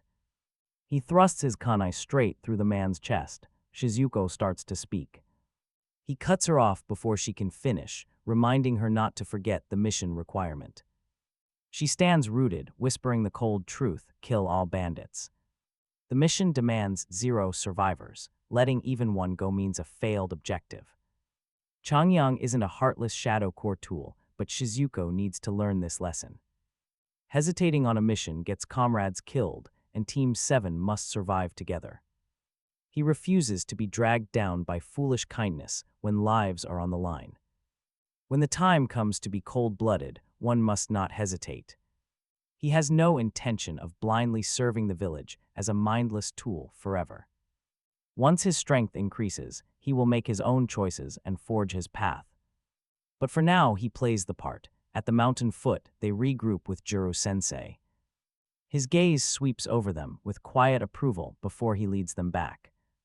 Wartime means no camping. Several hours later, dawn breaks over Konoha. It was smooth and uneventful. As expected, he is not some chosen protagonist. The world doesn't revolve around him, in the novels from his past life. Every simple shinobi mission escalated into a massive, world-altering saga. They always involved rogue jonin, tailed beasts, and heavy moral dilemmas. But the reality is that most generic missions end quietly and quickly. A dozen dead bandits left in a ditch, with no one important noticing. No songs are written as the genin return home to refine their chakra. The thought of constant S-rank escalations only gives him a massive headache. Fortunately, he doesn't harbor a tailed beast. That cursed luck isn't his. With 3 days off, he heads home and slowly begins removing his gear. He sets aside his kunai pouch, shuriken holster, and ninja flak vest. His mind feels heavier than it did this morning. The mission was just a day, but feels endless. He went from someone who had never killed a chicken to an executioner with 20 lives. On his hands, the grim math of that does not feel real. It will hit him later, in pieces during his dreams. In the moment, some completely unrelated thing reminds him of a face he had not realized he was memorizing while doing the deed, even after telling himself they deserved it. The death's replay. Finding motivation to train is hard. Summon, but he cannot afford to pause. He forces his mind steady, grinding chakra. Refinement step by step. Killing those bandits cost him almost no chakra. His reserves are still abundant, no wasting them. As his proficiency climbs, his racing heart calms 2 cycles. Noon. Exhausted, he sleeps with troubled dreams. 3 days. Later, northwest of Konoha, a dense forest. Team 7 arrives. Is this the place? Yes. They gather medicinal herbs as the mission requires, careful not to pick the wrong ones. This D-rank mission is from the Akamichi clan. They own this forest. Various herbs grow here that resist artificial cultivation, plus a herd of deer whose antlers are precious. Medicine, even shinobi from the same village, cannot enter here without explicit permission. Hayato grumbles that ordinary people could do this, but Shizuko corrects him. About wild beasts wandering in, Hayato lets it go. 3 days were enough to reset their minds, but the C-rank reality lingered on their faces, their childishness diminished. This was likely Jiro-sensei's intent. Jiang Maying gathers chakra in his souls and follows them in. His chakra control over 4 days climbed from level 2 to level 3, saving 15% on technique cost, the ordinary ceiling. With the system, he gains ground steadily, but at level 3, the proficiency rate has cratered. Only 5 points a day now, compared to 40 or 50 earlier. Not worth dedicated training. He will practice only in spare time. Hey, Jiang Maying, hurry up. He replies that he is coming. Time crawls. D-rank after D-rank, a week passes. He lets the special chakra from his mind reflection art dissipate, and opens the panel. Chakra is 14 out of 2011, refinement level 2, substitution. Transformation clone level 2, great flame ball level 1, mind. Reflection art level 2, taijutsu level 2, tool throwing level 2, chakra. Control level 3, Sharingan is stuck at 81, though mind reflection should have moved it to 82 by now. It did not. The exact thing he feared happened. The proficiency rate for his Sharingan breaks down past 81. Soon, 10 will not be enough, then 20 or 30 will not. A road with no visible end. Other Uchihas would either give up here or wait for a traditional awakening. Either path effectively kills their progress, but not him. With his system, this road has an end no matter how long. He must push his mind reflection art harder. Other panel. Notes show the three-body techniques, taijutsu, and tool throwing are all up by 100. Over 10 days, a normal rate, his max chakra should have reached 2026. But the actual is 2011, 15 short. The bucket is reaching its limit. Refinement accelerates excavation, but cannot raise his ceiling. This gap will widen eventually. Refinement only restores chakra, while the max stops moving. Awakening the Sharingan is the only path to a stronger physique.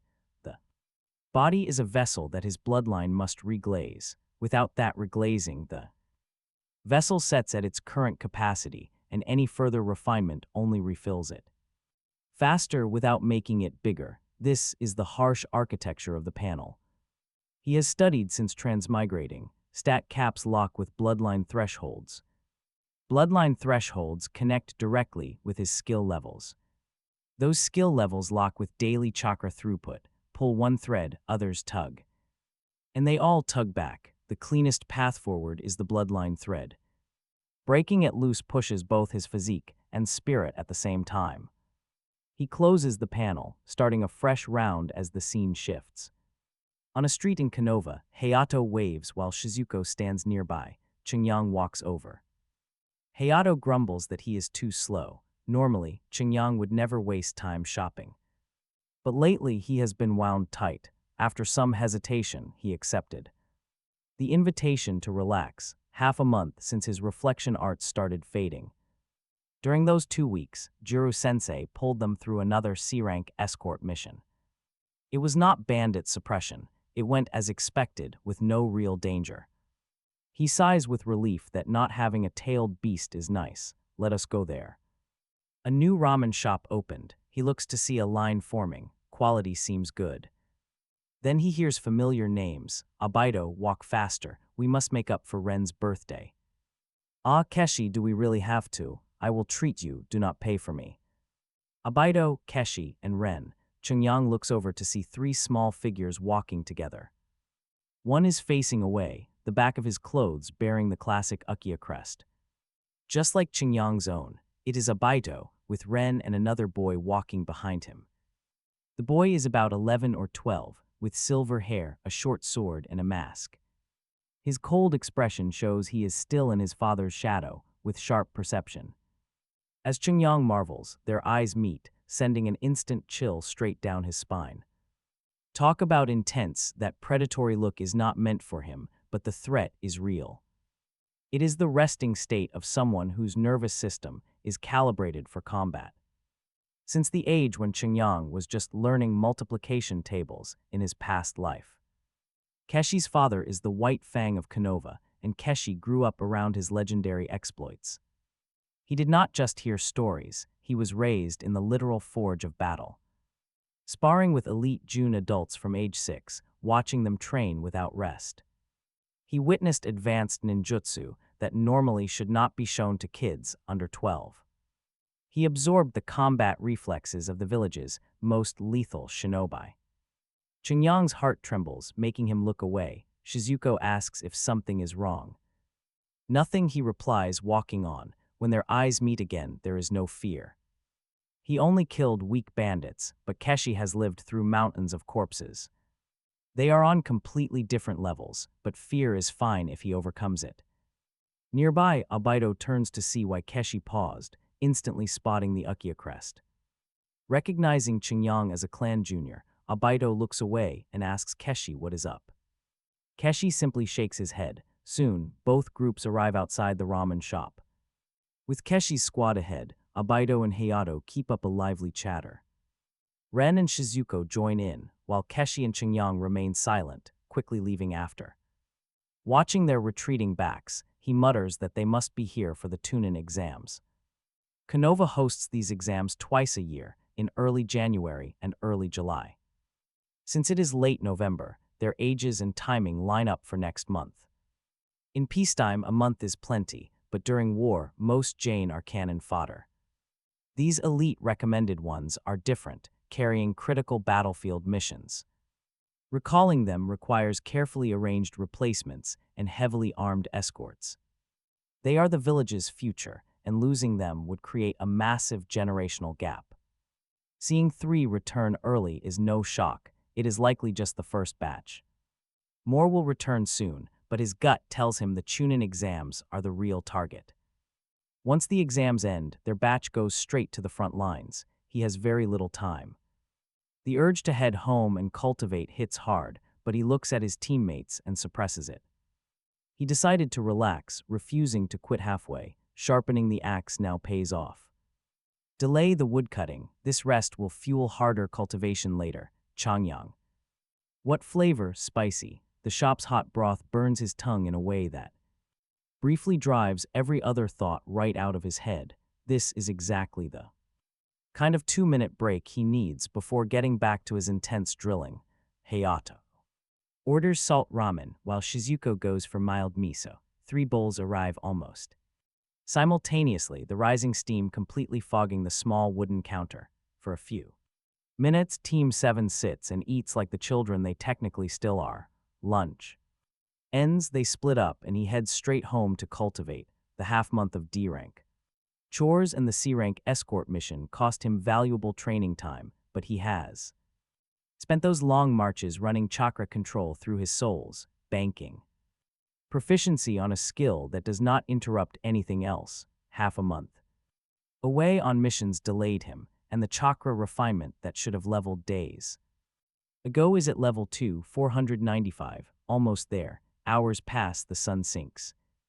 Wells up in his chest. Finally, he hits level 3. He refines for an hour more. His chakra is 1650 out of 2510, with Sharingan rising to 85. Chakra refinement hits level 3, while his basic academy skills reach level 2. Fireball level 150, mind reflection level 260. Taijutsu is level 2, tool throwing is level 3, and chakra control hits level 3. Chakra recovery jumps from 200 to 400, and hourly gains double to 8.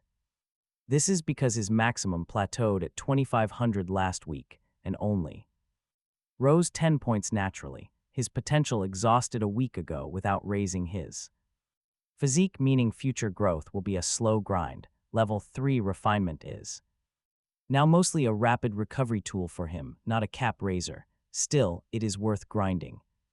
For the day, his physique jumps with the Sharingan. The skill system is the same as always. Every single skill level acts as a massive multiplier on whatever ceiling his underlying body offers, a multiplier on a stuck ceiling still pays off, because the moment that limit breaks, every multiplier compounds at once. Genius is just the difference between people who understand this and those who do not. That day will come before level 4. Refinement, going from level 3 to 4, requires 1000 proficiency, and at most 8 hours a day are usable. In 4 months, his Sharingan will awaken first. Half a month of grinding only moved it from 81 to 85, but his mind reflection art shows it is closer. Level 3 refinement also raised his usable chakra to 3500, with 3000 dedicated to mind reflection art. With level 3 control saving 15%, he gains 18 proficiency daily. The Sharingan awakens within 4 months, easy. Actually, it will be faster since mind reflection will hit level 3 in 2 weeks and accelerate everything.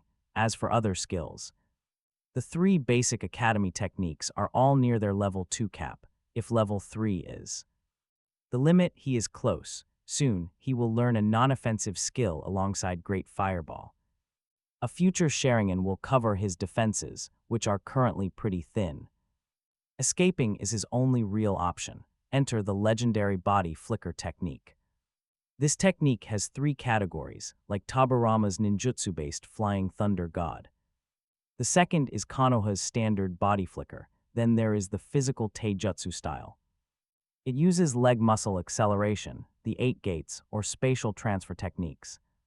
The first 2 are just pure acceleration, only the third is true teleportation. Still, his goal is not the Flying Thunder God. Even with his system, the training is impossible. That knowledge is locked in a forbidden vault, and he is just a regular genin. The standard body flicker is his perfect, cost-effective transition option. Once he gets stronger, he will have more choices. His taijutsu is nearly level 3. His weapon throwing hit level 3, but it is stuck there without a Sharingan. He still needs that Sharingan. Sighing, he closes the panel to keep grinding. His headset crackles. Chongyong, prepare to intercept. It is heading your way. He taps his headset, agreeing to the task. High on a branch, he spots a giant. Wild boar charging recklessly. He hurls a kunai, slicing the air like a bullet. It strikes the left eye. Blood trails down as the boar roars loudly. Shinobi world beasts are absurd. Massive size aside, their vitality is tenacious. Even with a destroyed brain, it keeps leaping. Seriously, these beasts are tough, but this ends here. He raises his hand and detonates the explosive tag tied to his kunai. Boom. Crimson flames envelop the boar as it wails, crashing blindly through the trees. It even crushes his tree, forcing a quick retreat. The fire dies, it lies still. He throws another kunai, piercing its other eye. Instantly, the boar bolts up and smashes through several trees before collapsing again. He carefully watches its chest stop heaving. A wild beast trying to play dead, it completely exposed itself by breathing. He never falls for cheap tricks. With the kill confirmed, Hayato and Shizuko appear. Chongyong, you are being way too wasteful. Why use an explosive tag when you have the fireball jutsu? Blowing up a wild boar like this is just not cost-effective. True, he takes a financial loss even with the reward, but it saves valuable chakra. Using ninjutsu would build his proficiency, but his focus is elsewhere. Spending cash to preserve chakra for what truly matters is never a loss. A week has passed since meeting Kakashi's squad, this entire week, aside from basic survival and daily missions, he poured every waking second into hard training. His 3 basic academy skills reached level 3, clone, substitution, and transformation take under a second now. He is sharper than average Chunin. Since they are E rank, any diligent Chunin could master them. Meanwhile, his chakra control also climbed from level 2 to level 3. He hoped for another capacity jump. Like level 2, no luck. The limits hold, as spiritual growth is never easy. Countless shinobi remain Chunin forever because expanding their spiritual energy, even slightly, requires deep physical training. Even with level 3 chakra control, he needs more. To progress, his mind reflection art gained 125 points in 7 days. Raising it to level 2 with 385, Sharingan progress slowly crept to 87. He is waiting for level 3 mind reflection. If the speed increases enough, he will awaken his Sharingan before the Chunin exams. Otherwise, he faces the brutal battlefield. With normal, vulnerable eyes, the official orders arrived. This year's graduates are heading to the Land of Rain alongside newly promoted Chunin. Now, every single drop of chakra matters.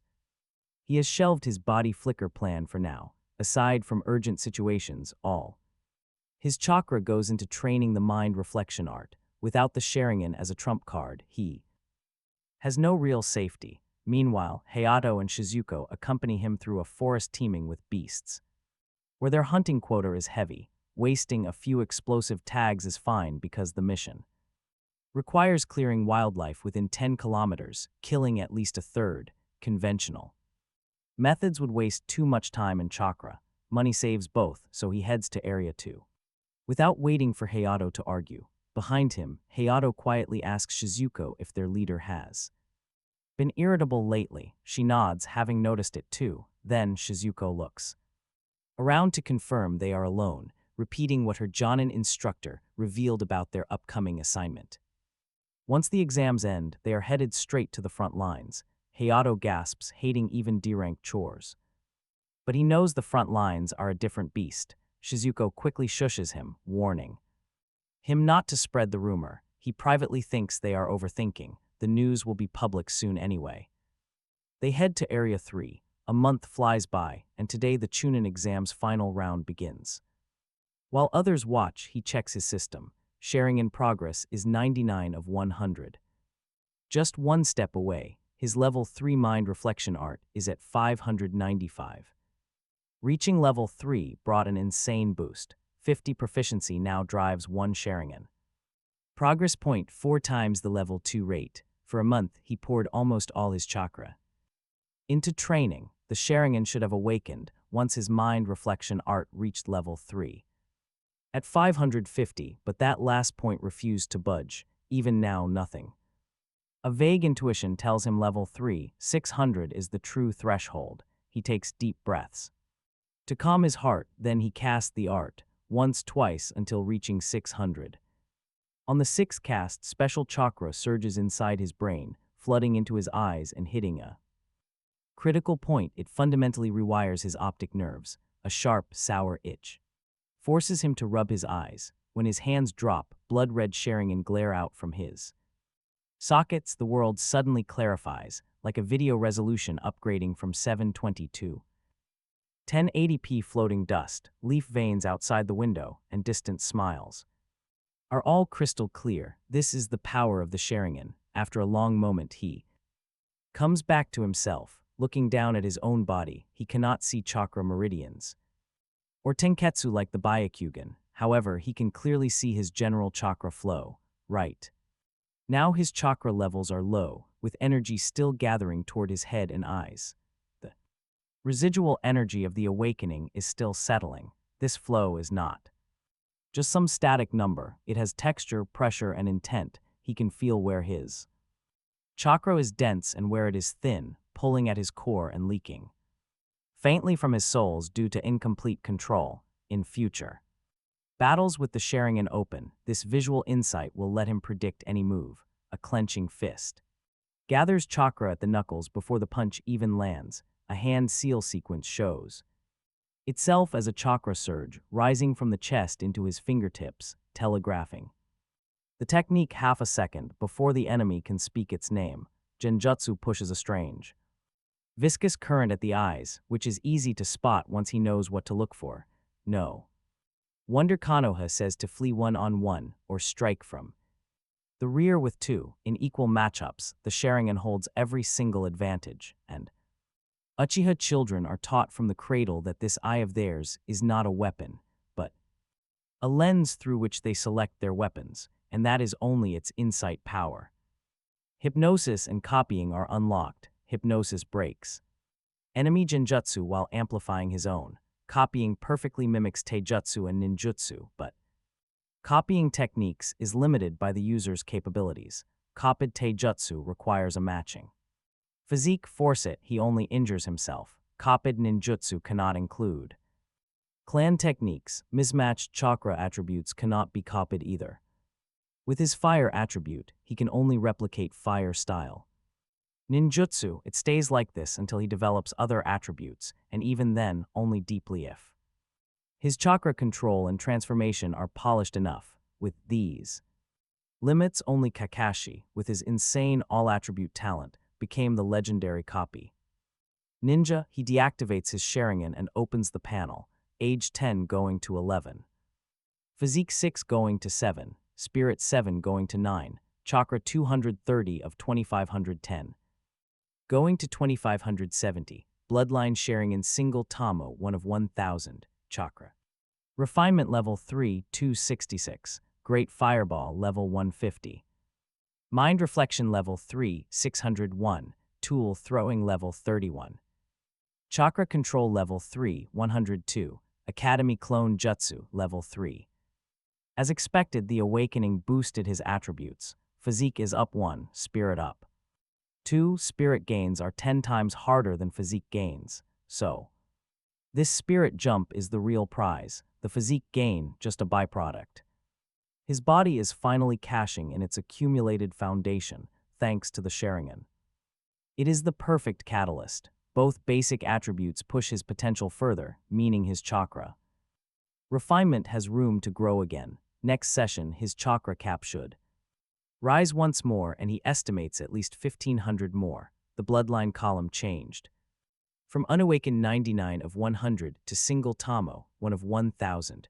This progress bar means he can grind it like any other skill. 2 questions remain: how to grind and what the Sharingan costs in combat. Then, the inevitable happens: departure for the front lines is closer. The news is fully public. Graduates, newly promoted Chunin and unpromoted Genin, plus a large number of clan shinobi, all head to the land of Rain. The streets around the mission office are choked daily with families saying farewell and vendors selling traveling kits at marked-up wartime prices. Civilian relatives are haggling over how much savings to press into a son's hand before he leaves. The mood is brittle in a way he has never seen in this village before. A forced cheer from merchants and a quiet, resigned focus. In the shinobi, of all places, the land of rain sits at the junction of earth, fire and wind, plus several smaller countries. Every great shinobi war grinds through there. Sand, stone, Konoha, bounty hunters, the land's own ninja, Hanzo's forerunners under the Akatsuki banner, intelligence and reconnaissance. Every faction, overt and covert. There is no part of the land of Rain that has not, at some point in the past 3 years, hosted a skirmish, an interrogation site, or a mass grave. Local farmers have learned to read the patterns of distant fire, ninjutsu the way coastal villagers read storm clouds. Children born in the rain, since the war started, will not have a single year in which they do not lose a relative to chakra they did not understand. The pressure keeps every shinobi on edge. The smallest disturbance means a fight to the death. The land of rain is the notorious shinobi graveyard. The phrase is not poetry, it is bookkeeping. The body count out of this country is double any other front, and most of the dead are buried where they fell because no one alive can be spared to carry them home. He cannot avoid it. Defection is. It was impossible. The village resources combined with his Sharingan would put him on the black market acquisition list, hunted down in relentless waves. It was better to follow orders, using the Sharingan as his trump card and the system panel to guide his growth safely. Testing the Sharingan over the week answered his burning questions. Keeping it active costs just 1 point of chakra per minute. Battles scale up the drain. A high-intensity fight would burn him dry in 10 or 20 minutes, but staying idle is fine. He would play it safe. Using the mind reflection art helps, but it requires a massive trade-off. 10 points only convert to 1 Sharingan point. With a cost of 1,700 chakra, his daily ceiling limits him severely. Earning just 2 Sharingan points a day means 1,500 days to level up. That is over 4 years. Talk about a brutal grind. Luckily, he found a second method. Continuous activation also builds proficiency over 5 hours of cumulative daily use. This passive method costs 300 chakra, which is much cheaper. He has a 15-hour window daily. But with constant interruptions, 7 days of training only netted 29 points. 8 came from the mind reflection art, and the rest from active training. The grind never stops.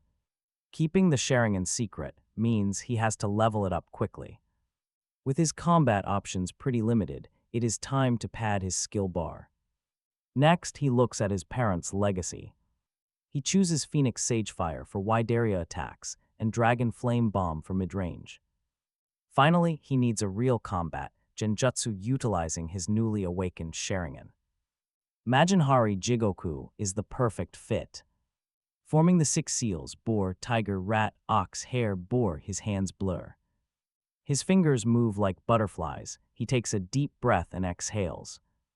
Fiery seeds shoot from his mouth, flying rapidly toward a cluster of 7 or 8 massive trees. With a flash, his Sharingan flares to life, glowing a deep, bloody red. His single Tamo spins, weaving flames mid-flight. The fire weaves between the trunks, accurately striking every single target. The technique blends illusion with reality, creating a blinding, chaotic distraction.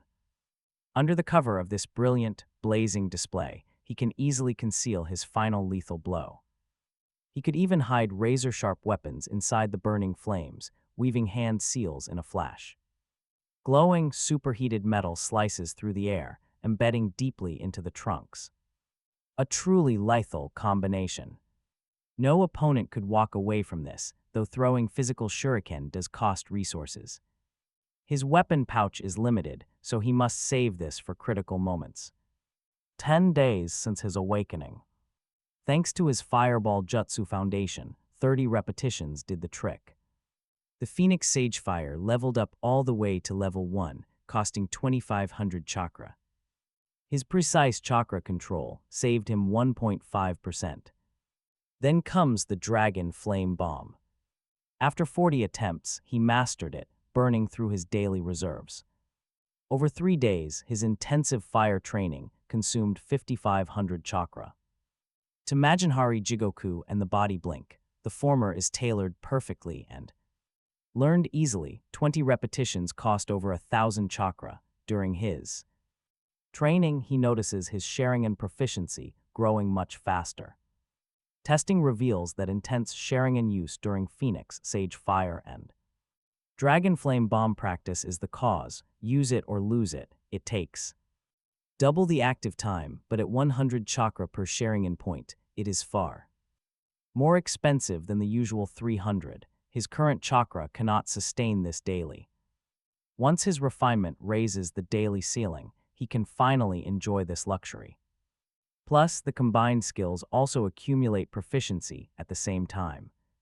The Body Blink is a D-rank technique, costing 30 chakra minimum at level 0. At level 1 it costs 50. He mastered it easily while grinding, wasting no chakra beyond the minimum. Suddenly, footsteps. He forms hand seals, spitting a giant fireball. The great fireball detonates among the trees, engulfing everything. Slow clapping echoes. A figure flashes in, and trust me, he is no ordinary ninja. An 18-year-old 3 Tamo Sharingan user, a rising genius of the Uchiha. He never heard this name before. He likely dies in this war or by Itachi. An anonymous corpse. Uchiha nods, praising his training, and then tosses him a scroll. The Body Blink technique he requested. Keep it secret. Got it. Beyond the techniques his parents left him, he also requested the Shadow Clone. Every Konoha genin earns 1 or 2 skill requests from their clan after graduation. He had not used his yet, but heading to the battlefield, he had to. He truly wanted it, since higher skill levels require compounding proficiency. A Shadow Clone is a physical clone that sends experience and memory back. The perfect grinding partner. Its efficiency is unknown but worth testing. He takes the scroll, scans it, and thanks Uchiha. The scroll is shorter than he had expected for a D rank. The Body Blink is not complicated, just a focused chakra burst at the soles, with a release pattern through the calves and thighs. Most of the scroll is foundational theory, how to fold a chakra surge to minimize recoil, how to land without telegraphing his next move, and how to chain the technique into a substitution or Phoenix Sage Fire without paying double hand seal costs. The senior does not linger. After confirming he has truly left, the boy pockets the scroll. Why so cautious? He has too many secrets. One slip brings endless trouble. That is why he burns all training traces with his giant fireball. When he detected the senior approaching, he realized Sharingan-assisted ninjutsu looks different from normal casts. The Phoenix Sage Fire in particular shows precision. Differences that experienced Uchiha can read instantly. It is better to ash everything than gamble that Uchiha is not an Uchiha who could tell, beyond training traces. He keeps his chakra below 2,000 whenever he leaves home. Sharingan Byakugan and sensory ninjutsu can easily read chakra volume to estimate his strength. 2000 is the safety line. Below it, he cannot handle surprises. Above it, he attracts unwanted attention. Usually, no one focuses on a small fry, but he maintains this strict discipline. The question for his upcoming journey is whether to keep it. Once they leave the village, inside Konoha, enemies will not strike recklessly, but outside, anything goes. Falling into a trap with low chakra would be a fatal joke. He sighs, simply hoping their squad is large enough on the road. After grinding his shadow clone technique for 3 days, departure day arrives. He gears up, fastens his forehead protector, and shoulders his pack. He walks the quiet streets in the gray, even morning light. The air is cool as a vendor opens up, and he passes a tea stall. There, an old shopkeeper is steaming the first kettle, glancing right at him. He takes in the protector on his forehead and the travel pack he carries. The old man offers a solemn nod, which Chongyong returns. No words are needed. Half the young shinobi who marched past his stall never returned home. He spots other ninja heading the same way, gear ready. Today is the day. They gather at the entrance, prepare to march for the land of rain. Dozens of flatbed carts line the road, loaded with supplies and weapons. They are escorting vital equipment. After all, war is won on logistics. If supply lines fail, everything fails. Fortunately, several powerful chunin are accompanying them.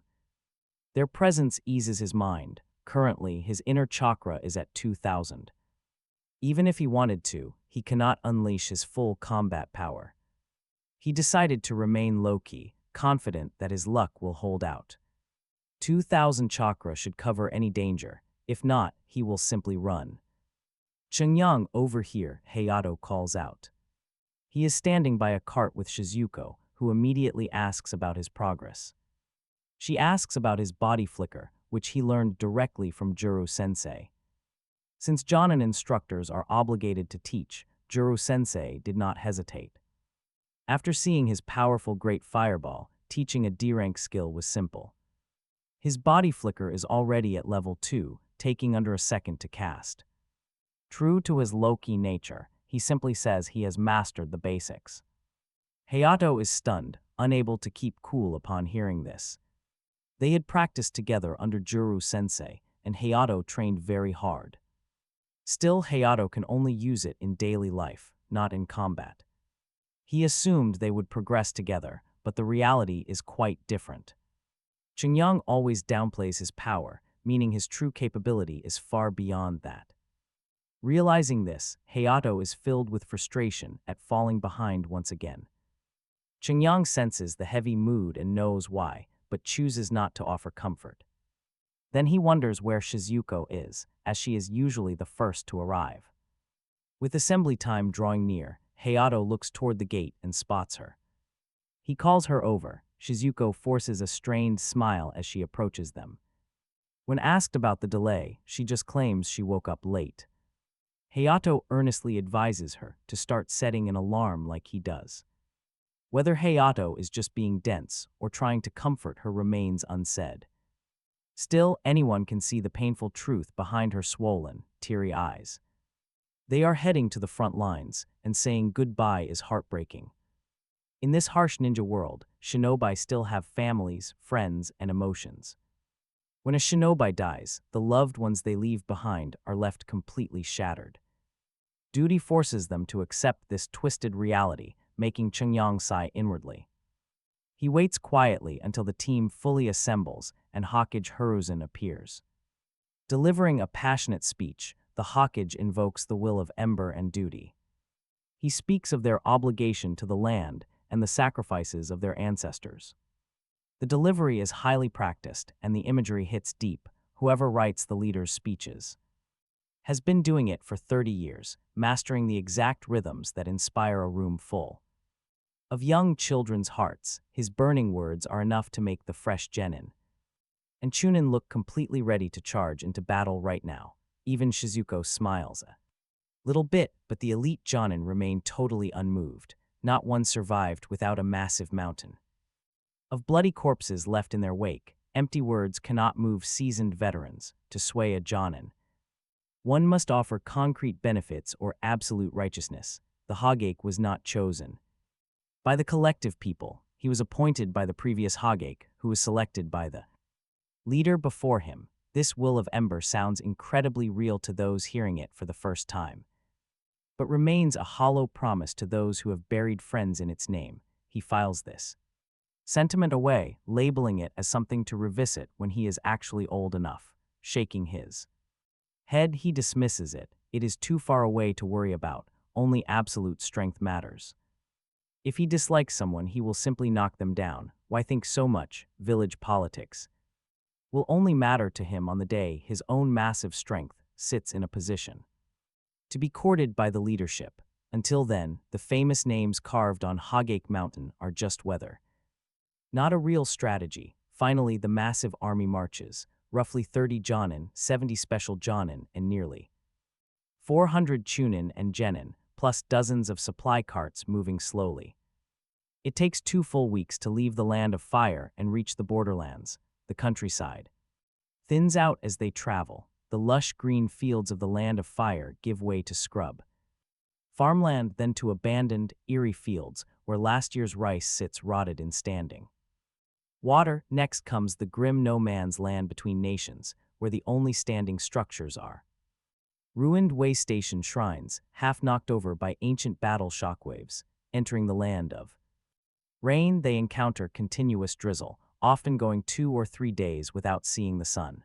The damp drizzle gets into absolutely everything. It soaks the ropes of the supply carts, meaning knots must be retied every single morning. It seeps into the seams of their flak jackets, so the inner lining never fully dries. It ruins the powder of the explosive tags, forcing the Chunin in charge of supply to strictly ration their distribution, even threatening to demote anyone caught air-drying tags over a fire. The veterans who have fought on this front before walk through the downpour without complaint. The fresh graduates spend their first week miserable and their second week resigned, moving slower still. Taking nearly another week, the convoy finally reaches a deep canyon. Traversing it and another few dozen miles will bring them to Konoha Outpost in the Land of Rain, their final destination. With the carts, the massive canyon ahead makes his eyebrows twitch in silent concern. Sheer rock walls tower on both sides for over 100 meters, narrowing the gray sky to a thin strip above. The canyon floor lies scattered with massive, ancient rockfalls and the bleached bones of old pack mules half buried in the scrub. It is clear proof that other convoys have come this way, and certainly not all of them made it out. The cold drizzle slicks every muddy surface. Footing for any fast retreat is dangerously poor. Honestly, even a total battlefield rookie sees this place as prime ambush terrain. The elite Jonin must realize this too. Why take such a risky route? Taking the bypass route would add 5 extra days to their march, and 5 days of supplies for this massive column means hauling another 2 full carts of food. It also means spending 2 more days at a vulnerable forward depot exposed to sudden raids. Only absolute, grim necessity explains it. Konoha's frontline situation is clearly worse than he had imagined. Otherwise, they would never maintain such a high-risk supply route. The dark math the Hagake's office ran before issuing this march order was never about safety from ambush. It was purely about it is certain those outposts will fall in 2 weeks without these supply carts. It is better to gamble a convoy than lose an entire flank, though he hates being the wager. Still, he understands the harsh logic. Fortunately, the elite Jonin are active, slowing down the convoy. They send scouts into the cliffs. Time crawls. Then, a massive explosion erupts. A reddish-orange fireball blooms from the distant rock wall. This is a powerful ninjutsu. An ambush is here. The Chunin quickly organize the genin around them by proximity. Special Jonin charge forward to provide crucial combat support for the scouts. Sensory ninjas sit down and cast detection ninjutsu to block sudden surprise attacks. Everything moves like a rehearsal. The rookies know nothing. They follow Chunin orders like puppets on strings, their fate in someone else's hands. It is a terrible feeling. He holds his position, refusing to act rashly. A low-ranking genin cannot stand out here. 3 weeks of travel let him grind. Training 3 or 4 hours daily gave him 1,500 usable chakra per day. He avoids drawing attention, raising mind reflection art to level 3. This raised his Sharingan proficiency to 69, while his chakra refinement also climbed. Daily practice pushed his refinement to level 3, 454 of 1,000. His max chakra gained 864 points. He is approaching his physical limit.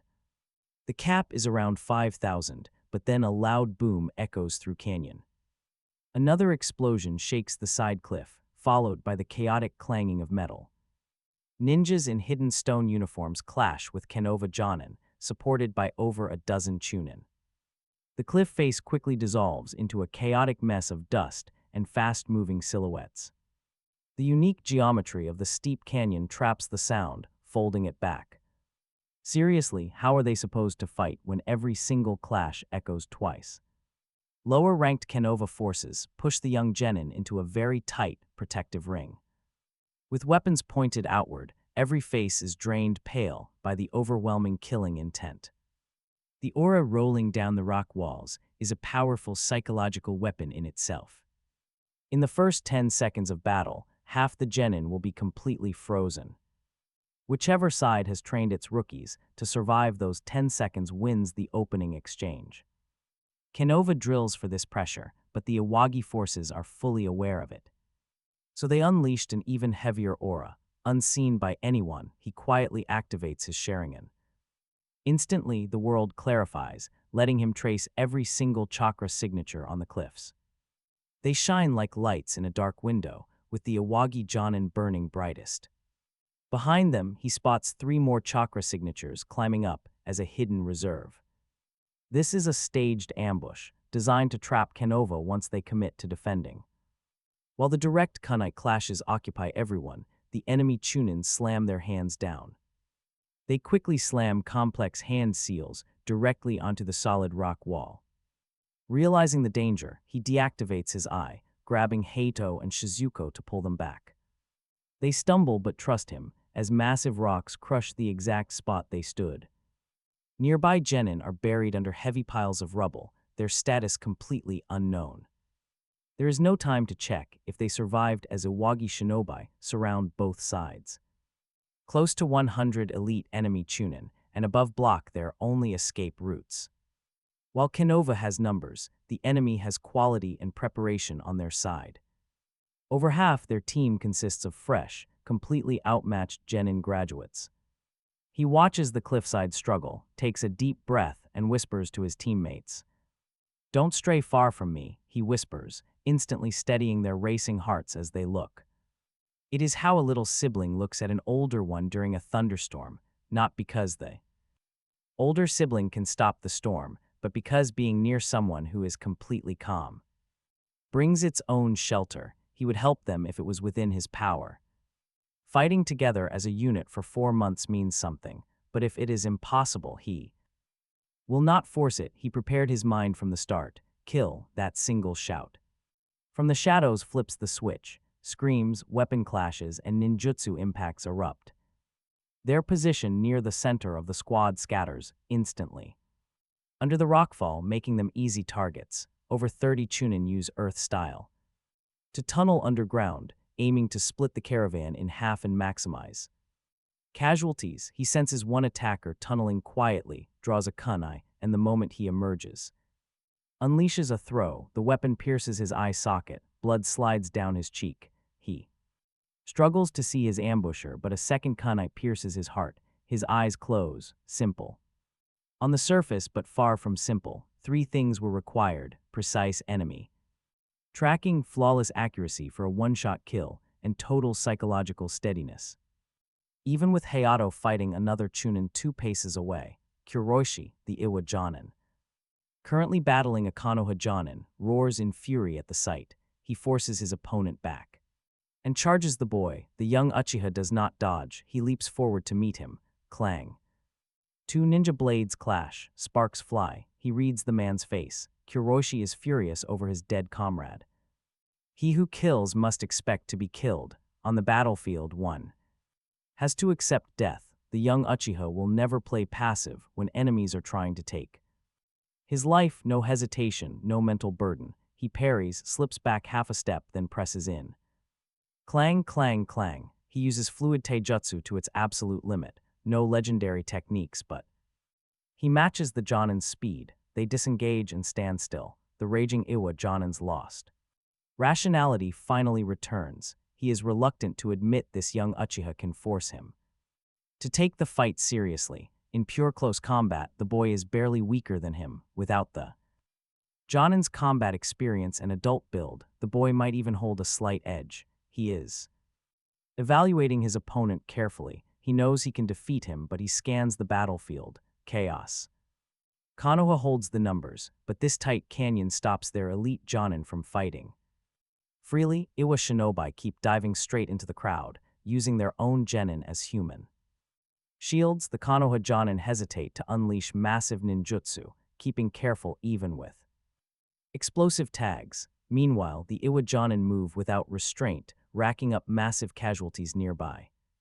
Several Chunin have already fallen. He could kill this Jonin, but doing so only attracts unwanted attention. The tallest tree is always broken first by the wind. Geniuses are targeted ruthlessly by Jonin from every village. Defeating Kuroshi would look like a sneak attack, but killing a Jonin openly would expose his true power. He hates being a target. Keeping a stalemate is the smartest play. Konoha's outpost is nearby. Reinforcements could arrive at any moment. The Iwa forces are here to raid, not fight all out. Battle, they will not stay long. He just needs to hold out for that window. He weaves hand signs. A body flicker places him right in front of Kuroshi to strike. This basic movement technique only mimics true teleportation against a weaker opponent. Against an equal or stronger enemy, it is merely a slight speed boost. Kuroshi blocks his charge, but his combat sequence is broken. His plan to cast ninjutsu is completely ruined. With no breathing room, Kuroshi has no openings. Whenever he tries to form a seal, the boy interrupts with taijutsu or a kunai throw, forcing him into pure hand-to-hand and basic weapon clashes, mimicking the direct style of the land of Iron Samurai. To survive among shinobi, he lacks samurai speed and strength, but his level 3 taijutsu and level 3 tool throwing suppresses a mediocre Iwagi Jonin every time.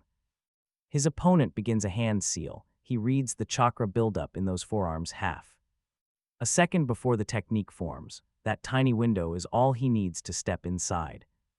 The enemy's guard or plant a kunai right through his hands. Plus, Hayato and Shizuko are helping. Their throws are noisy but create enough interference to keep him distracted. They lack precision right now, with no hope of killing an elite Jonin in his sleep. Still, they can force him to choose between blocking a slow shuriken from the side or finishing his hand seal. Choosing the seal once, the enemy eats a sharp kunai right across his shoulder, and he never makes that trade again. He watches the enemy's rage sharpen into focused intent.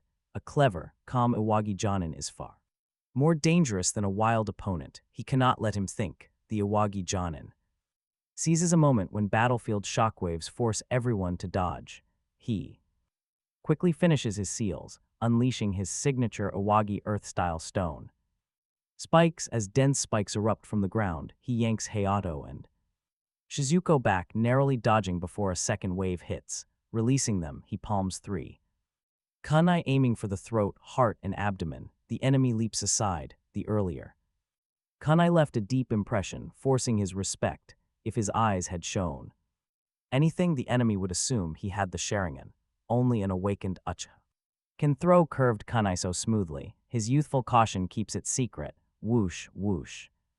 Whoosh. Shuriken from Hayato block his escape routes. The enemy parries them as he body blinks back in, locking him down. Hayato and Shizuko interfere right on cue. Damn it. The Iwagi Jonin feels like he is fighting a ghost, unable to vent. Suddenly a kunai flies at him from the blind spot. Talk about a dirty trick. 2 warnings. Ring out, he retreats. Whoosh, the kunai grazes past his eyes, his peripheral vision. Reveals another middle-aged Iwagi Jonin charging him, with a Konoha Jonin.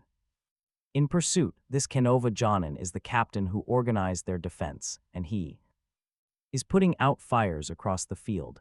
The incoming Iwagi Jonin has set his sights on him. Remaining passive means getting surrounded, so he strikes first with 6 Shuriken, 3 block escape routes, 3 predict movement, and 2 aim at his chest and abdomen vital points. The middle-aged Iwagi Jonin's response is slightly stiff, surprised by his rapid counterattack. This brief delay lets the Konoha Jonin close in and engage him in combat, but it also gives the first Iwagi Jonin breathing room. Even as he throws, the enemy hurls a kunai back. He dodges, pulling away. The enemy finishes seals and slams his palm down, causing a massive, widespread, fan-shaped fissure to erupt directly toward him. Hayato and Shizuko's interference shuriken miss because their limited experience cannot read the opening.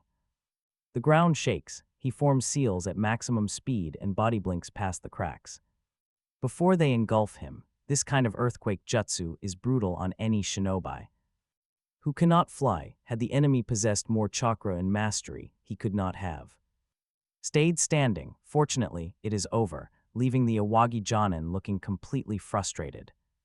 He immediately rushes in. 3 kunai land first. The enemy spots the explosive tag and retreats. Boom. Flame and shockwaves erupt as the surrounding battlefield falls. Quiet, he does not pause. Under cover of the explosive smoke, he closes the distance. Then suddenly stops. As the enemy braces for close combat, his hands form boar, tiger, dog, ox, rabbit, tiger, phoenix, saga, flame. Fireballs rain down like exploding flower seeds. He senses danger the moment those hand seals begin. Now they land, forcing him to dodge. Leaping left and right, he barely avoids being engulfed, though his clothes end up badly scorched. Blisters bubble on his face. His Phoenix Saga flame is not high level. The average flames only cause minor injuries without an active Sharin to aim them, but he has a backup. Without waiting for his chakra to settle, he forms seals again. His panicked enemy tries to escape using ninjutsu, but a powerful surge of Sharin energy violently strikes his mind, showing an image of the boy throwing a kunai. He reflexively dodges sideways only for a piercing pain to strike his chest. With a kunai in his heart, he looks up, dying. Seeing that the boy's arm has not finished moving, he murmurs if it was Jinjutsu, Majinhari. Jigoku, he could not use the mind reflection art, as it requires Sharin, and he is not willing to expose that yet. Majinhari Jigoku is technically a basic Jinjutsu, but its main role is Sharin evolution. Still, the effect he produces with level 3 proficiency, nearing level 4, is not weaker than a typical rank C Jinjutsu, though rated rank A. The form he uses, it easily disrupts senses to create a highly convincing false image. He saw the false kunai thrown early, dodged it, and walked right into the real one. Clean, single-hit kill. Honestly, who would expect a mere Jin to possess this level of skill? Whoosh, a weapon flies at him from behind. He leans sideways, dodging and spinning. Another Iwagi Jonin abandons the 2 Jin he was suppressing, charging forward while a third attacker closes from the flank, a 2-on-1 clash he already anticipated. This middle-aged sneak attacker had marked him, making this assault only a matter of time. Since he cannot hide, he takes the initiative, which is why he killed the first opponent so quickly to disrupt their rhythm. Now they must abandon their original targets and converge on him. On the surface, he shielded those genin, but in reality his danger has decreased. Reducing 3 opponents to 2 is an immediate advantage, and the freed Janneman will draw the Iwagi attention away, controlling his rhythm means he will not face more. Drawing a kunai, he charges as they glance at each other and charge him, fully intent on close combat. Most shinobi below true Jonin rank have limited chakra, avoiding frequent ninjutsu in this chaos. One never knows when their chakra will empty, so every shinobi calculates carefully. His earlier duel against the first Jonin proved his elite close combat skills. But they doubt he can match them 2-on-1, even with his kill of the first opponent fresh in mind. They trust their numbers, yet reality plays out exactly as expected, even with level 3 Teiyatsu mastery and his surge of practical experience fighting the first Awagi Jonin. 2-on-1 is too much. Two skilled Jonin coordinating silently provide a clear demonstration of why the village ranks them above Tunin in the first place. Every single strike they throw covers the exact angle the other is closing on, and any defense he offers to one creates an opening the other instantly moves to exploit. Several minor wounds open on him but do not affect his fighting. Clang, clang, he parries both attacks in quick succession and steps back. They do not pursue immediately, but flank left and right, closing in while trying to break him mentally. Hey kid, stop struggling and surrender now, and we might spare your life. Yeah, look around. Is there anyone to help you? He glances around. Everyone is fighting, no one can. Looking for any help, he glances around, but everyone is busy fighting, no one can. No help is coming. Even Hayato and Shizuko are locked 3-on-1 against a young Iwagi. With another Gen assisting, it is not perfect, but his life is not threatened. Without his Sharingan, close combat is impossible. 1-on-1, but they cannot kill him quickly either. A stalemate is exactly what he needs. Time is on his side. Reinforcements will solve everything. See, he is unaffected and stop wasting breath. Clang, clang, clang, his 3 taijutsu perception is fully open. Slight disadvantage only. A minute or two passes. One Iwagi Jonin pulls back to cast a ninjutsu. This is not good. The other intensifies the assault to keep him from disengaging. Should he use the Sharingan with a surprise attack, he could one-shot his opponent, but he cannot guarantee hiding it from the second one. Exposure means a swarm of Iwagi shinobi converging. Every awakened Sharingan is a high-value target, and the Sharingan is not protected by Kek Genkai. Without his Sharingan, he is not immortal. Danger, but the loss of control is what bothers him. Just then, several piercing whistles ring across the battlefield. The frantic attacker freezes, exchanges a glance with the other, and both cast an Earth-style seal to break for the perimeter, a retreat. He feels surprise and relief. No longer having to choose, they are running. Shouts ring out to stop them, but he does not move. Their retreat means Konoha reinforcements have arrived or are close. A massive creature appears on a distant cliff, a gigantic horned snake with purple markings. Its predatory aura is bigger than the buildings he grew up in. Its scales catch the dim canyon light, throwing it back in oily greens and violets. Every plate is the size of a hut, the killing intent rolling off the summon alone forces every Tunin in the canyon to pause mid-strike. The way pack of wolves goes silent at the smell of a tiger upwind. The vibration of its bulk shifting on the cliff face dislodges loose rock that tumbles 100 meters down before anyone hears it land. The shinobi at the back of the column visibly drop into deeper stances, readying weapons, then realizing that no stance helps against a creature of this scale. They let their weapons fall again. This is a boss summon, and a boss summon does not appear on a battlefield by accident. Standing on Manda's head between the horns is a pale-skinned, sinister-looking man with golden vertical pupils and purple eyeshadow. The chakra signature alone, even at this distance, pushes his Sharingan assisted senses back, heavily layered with the deep, glassy quality of someone who has been refining for decades. Orochimaru is here. What an entrance. Even the Iwagi Jonin flinch at the sight. The Tunin around them stop attacking entirely for a full second, looking up at the cliff in undisguised horror. Single Sanson on the field is a variable. No junior commander is brief to handle. He had not expected him in person. He is Konoha Supreme commander on the Rainfront. Leaving the outpost looks rash, but as one of the Sanson he matches cage-level power. The outpost is not far. If ambushed, he stalls until support arrives. With Manda, he can cross fastest to stabilize the situation through raw strength, buying time and reducing casualties. As he Predicted, he immediately blocks over a dozen Awagi Jonin with a few ninjutsu. Counting other Konoha Jonin interceptions, nearly half the attacking. Several Awagi Jounin are trapped here, along with dozens of Chunin. That whistle was there.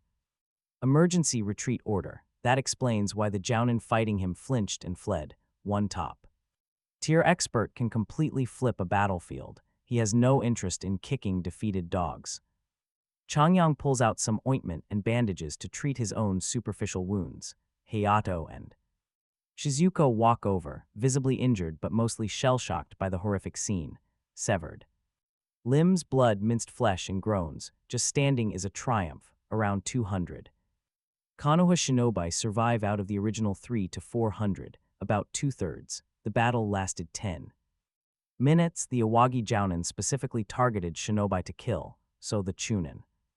Death rate is over 50%, and most of those are fresh Chunin, a field of corpses most of them former academy classmates. Honestly, Chongyong was better off since he knew very few of them.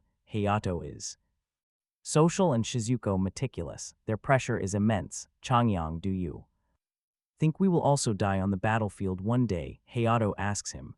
This question is not born of fear, but from the flat, hollow curiosity of someone who just spent 2 hours stepping over the corpses of comrades he had eaten breakfast with. Chongyong opens his mouth to say no but hesitates. The reflex answer would be a cruel lie. The honest truth is far worse. The casualty rate is moderate during this early phase of the war. Once Konoha is pushed to the village gates, things will become tragic. Even Jounin will die in droves. Chongyong cannot even promise his own survival, let alone his. After a silent pause, he says, "Do not overthink it, just try your best to survive. Try your best to survive," Hayato murmurs, as if turning the words over in his mind to see if they fit. Beside him, Shizuko looks down at her hands, which still have dried blood caked under her fingernails from the bandit she killed on the road and the Chunin she took down minutes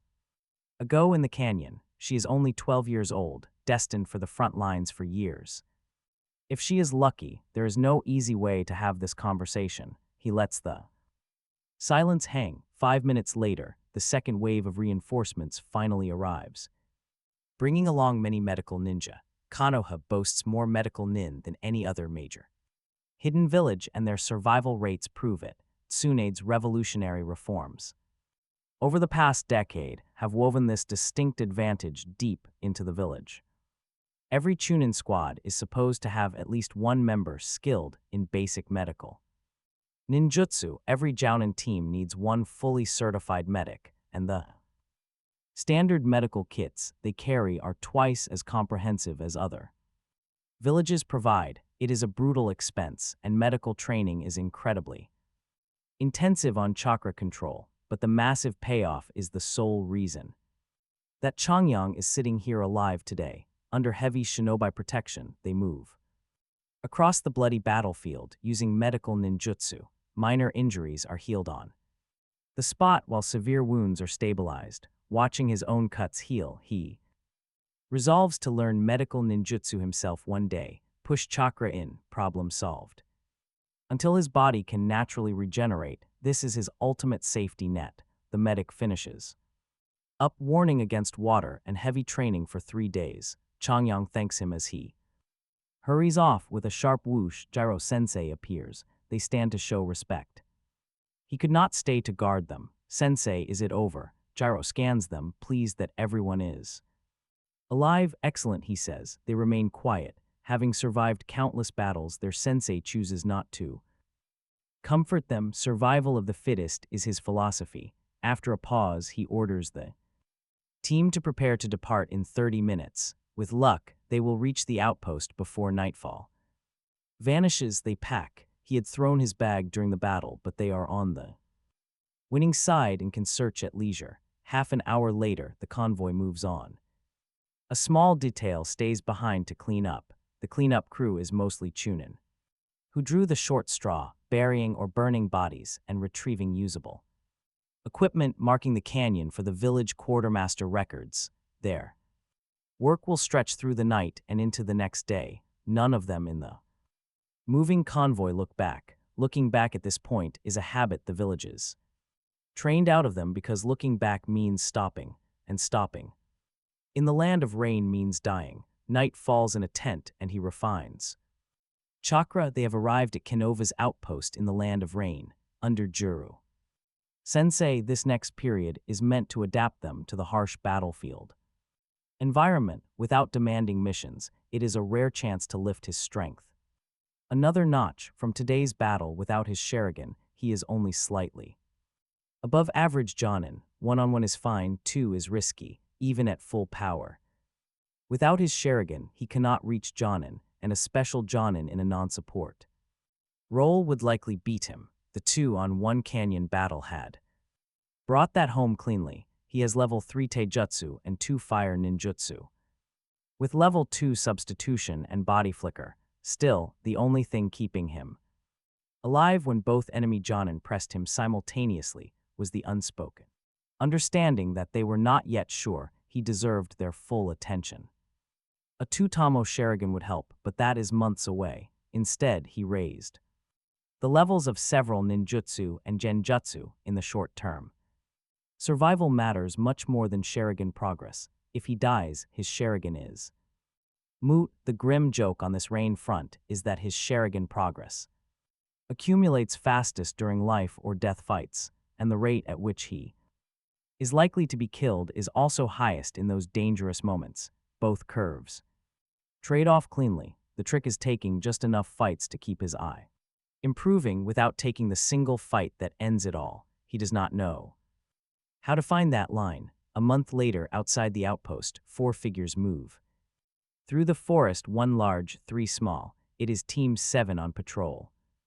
More important defensive zones mean far more dangerous missions now. The forest itself has changed since they first arrived, the trees losing most of their leaves to constant fire and ninjutsu over the past weeks. The underbrush has the trampled, ruined look of land where no wild animals dare linger. Even the forest birds are far quieter than they should be now. In the beginning, encounters happened only every 10 days and were easy. Once they adapted to the battlefield, they got moved to harder zones. Now, every few days brings enemy traces. Most flee before they even arrive, but sometimes they do not. They have learned to read the freshness of footprints by the rate at which the compressed earth springs back, and to analyze camps by their layout. Knowing which side was for sitting and which for sleeping is crucial. None of this was taught at the academy. These are skills learned simply by surviving long enough. Every battle is to the death. The infiltrators are relentless. Their team leader, being a true Jonin, saves them from heavy casualties. This war trains them hard. He, Hayato, and Shizuko shed their student habits when they stop at the checkpoint. He stays alert while Hayato and Shizuko check their traps. No one speaks unless absolutely necessary. Since the final point is clear, they head back to camp. Deep in the night at their temporary camp, he completes yet another chakra refinement session, hitting level 4. This breakthrough had quietly snuck up on him. After a long string of high-stress nights, he had not realized how close he was until the barrier finally cracked, sending a warm pulse of energy flowing right from his chest straight to his spine. His hand seal speed is now insane. At level 4, the seals for refinement drop from 5 down to just 2. At level 5, they will likely vanish entirely, flowing as pure chakra, just like the legendary Uchiha elders did in the ancient clan scrolls. Even his Sharingan evolution feels much stronger now. Closing his eyes, he can feel the unique chakra rising up to nourish his eyes. Once it fades, he runs the refinement process again, 5 times in total, with each pulse running warmer than the last. By the final round, he feels something new settling deep into his optic nerve that was not there before. A faint rotation spins behind his iris, trying to form a second mark. Talk about progress. His Sharingan is clearly progressing from 1 Tamo to 2. Sharingan proficiency has increased. His mind reflection art is level 4, sitting at 6 out of 2,000. Now every 5 points here grant 1 point of Sharingan progress, twice the level 3 rate. That means 850 chakra per Sharingan point instead of 1700, still pricey. Compared to continuous activations at 300, but his Sharingan progress is accelerating fast. The real downside is that his maximum chakra plateaued at exactly 5,026 a week ago. His basic potential is spent, making future growth a grind. He cannot afford to waste energy. His daily limit stays around 3,500 until he finds a breakthrough. His other skills like the Phoenix Sage Flame and Dragon Fire Style are at level 2, costing over 46,000 chakra to level up back. At the Peaceful Camp, with faster cast times and increased destructive power, his combat power soared. The brutal second half of the month meant Majinhari Jigoku remained barely past level 1 as he diverted his chakra to mind reflection art. And the body flicker technique, which climbed deep into level 2, still his level 1 illusion is enough for surprise attacks. Without his Sharingan, he cannot use it openly, so leveling it is not urgent. His ninja tool throwing and chakra control had stagnated at level 3, but with the Sharingan active, they began moving again, especially his throwing. With the Sharingan, it climbed to level 3,210 in throwing. Alone, he is an expert, capable of threatening even Chunin of similar power with his throws. Still, killing with throws alone is a dream. Even at level 4 with the Sharingan, it only works on weak targets. His shadow clone is level 0.5, training eats. A single inactive clone still wastes 10% of the chakra when it is dispelled. With 5,000 chakra, a single clone takes 2,500. Dispel costs 250. Creating 4 clones at 1,000 each wastes 400. More clones mean more waste. Basic practice costs 250 per try, so he gave up. He will practice when his chakra is abundant. He has plenty of time but lacks chakra, so the shadow clone is shelved. 2 hours later, he refines his chakra to 2,000 points and goes to sleep. The upcoming mission demands full energy. His extreme discipline is now completely automatic. He refines only a tactical buffer instead of a full pool, leaving room for a natural recovery cycle in the morning. He never goes to bed empty because night is when surprise raids happen fast, and an unprepared shinobi is just a corpse waiting for an excuse. Later that night, boom, a distant explosion jolts him wide awake. He leaps out of the tent, fully geared up, before even realizing he moved. Captain Tashio, their squad leader and an experienced middle-aged Jonin, is already outside. Faint sounds of battle drift from afar. Patrol and defense duties alternate between 2 squads. First squad by day, second by night. The second squad is currently engaged, and hopefully they caught the enemy mid-infiltration and forced a fight. If not, this is a coordinated raid, meaning massive trouble. Just as he realizes this, battle cries erupt from 2 other directions. A fully coordinated raid is confirmed, but the actual purpose makes no sense. This is just a temporary outpost with 0 vital facilities to protect.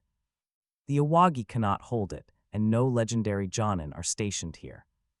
The strategic math of an Awagi assault on this camp simply does not add up.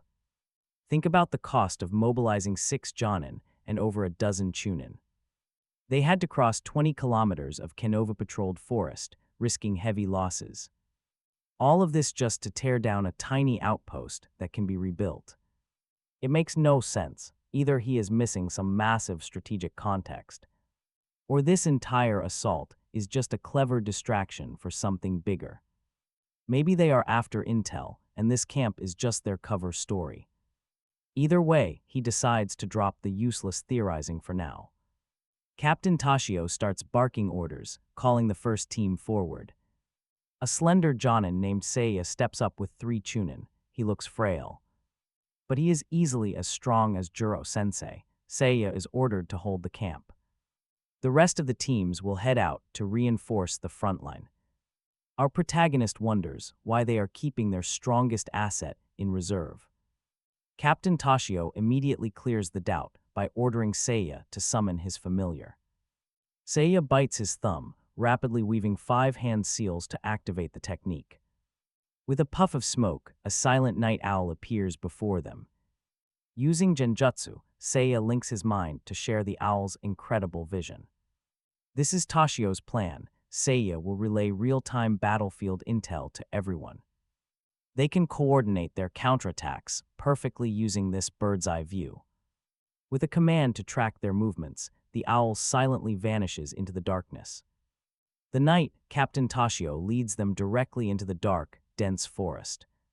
Moving fast, they approach the battlefield until the captain suddenly signals a halt. Everything is dead silent. No insects, no birds, just the wind howling through leaves. Suddenly, hundreds of sharp weapons rain down on them from the dark canopy. Captain Nakajima Hiroshi of the 3rd Team roars out a warning to dodge. His hands weaving rapid signs.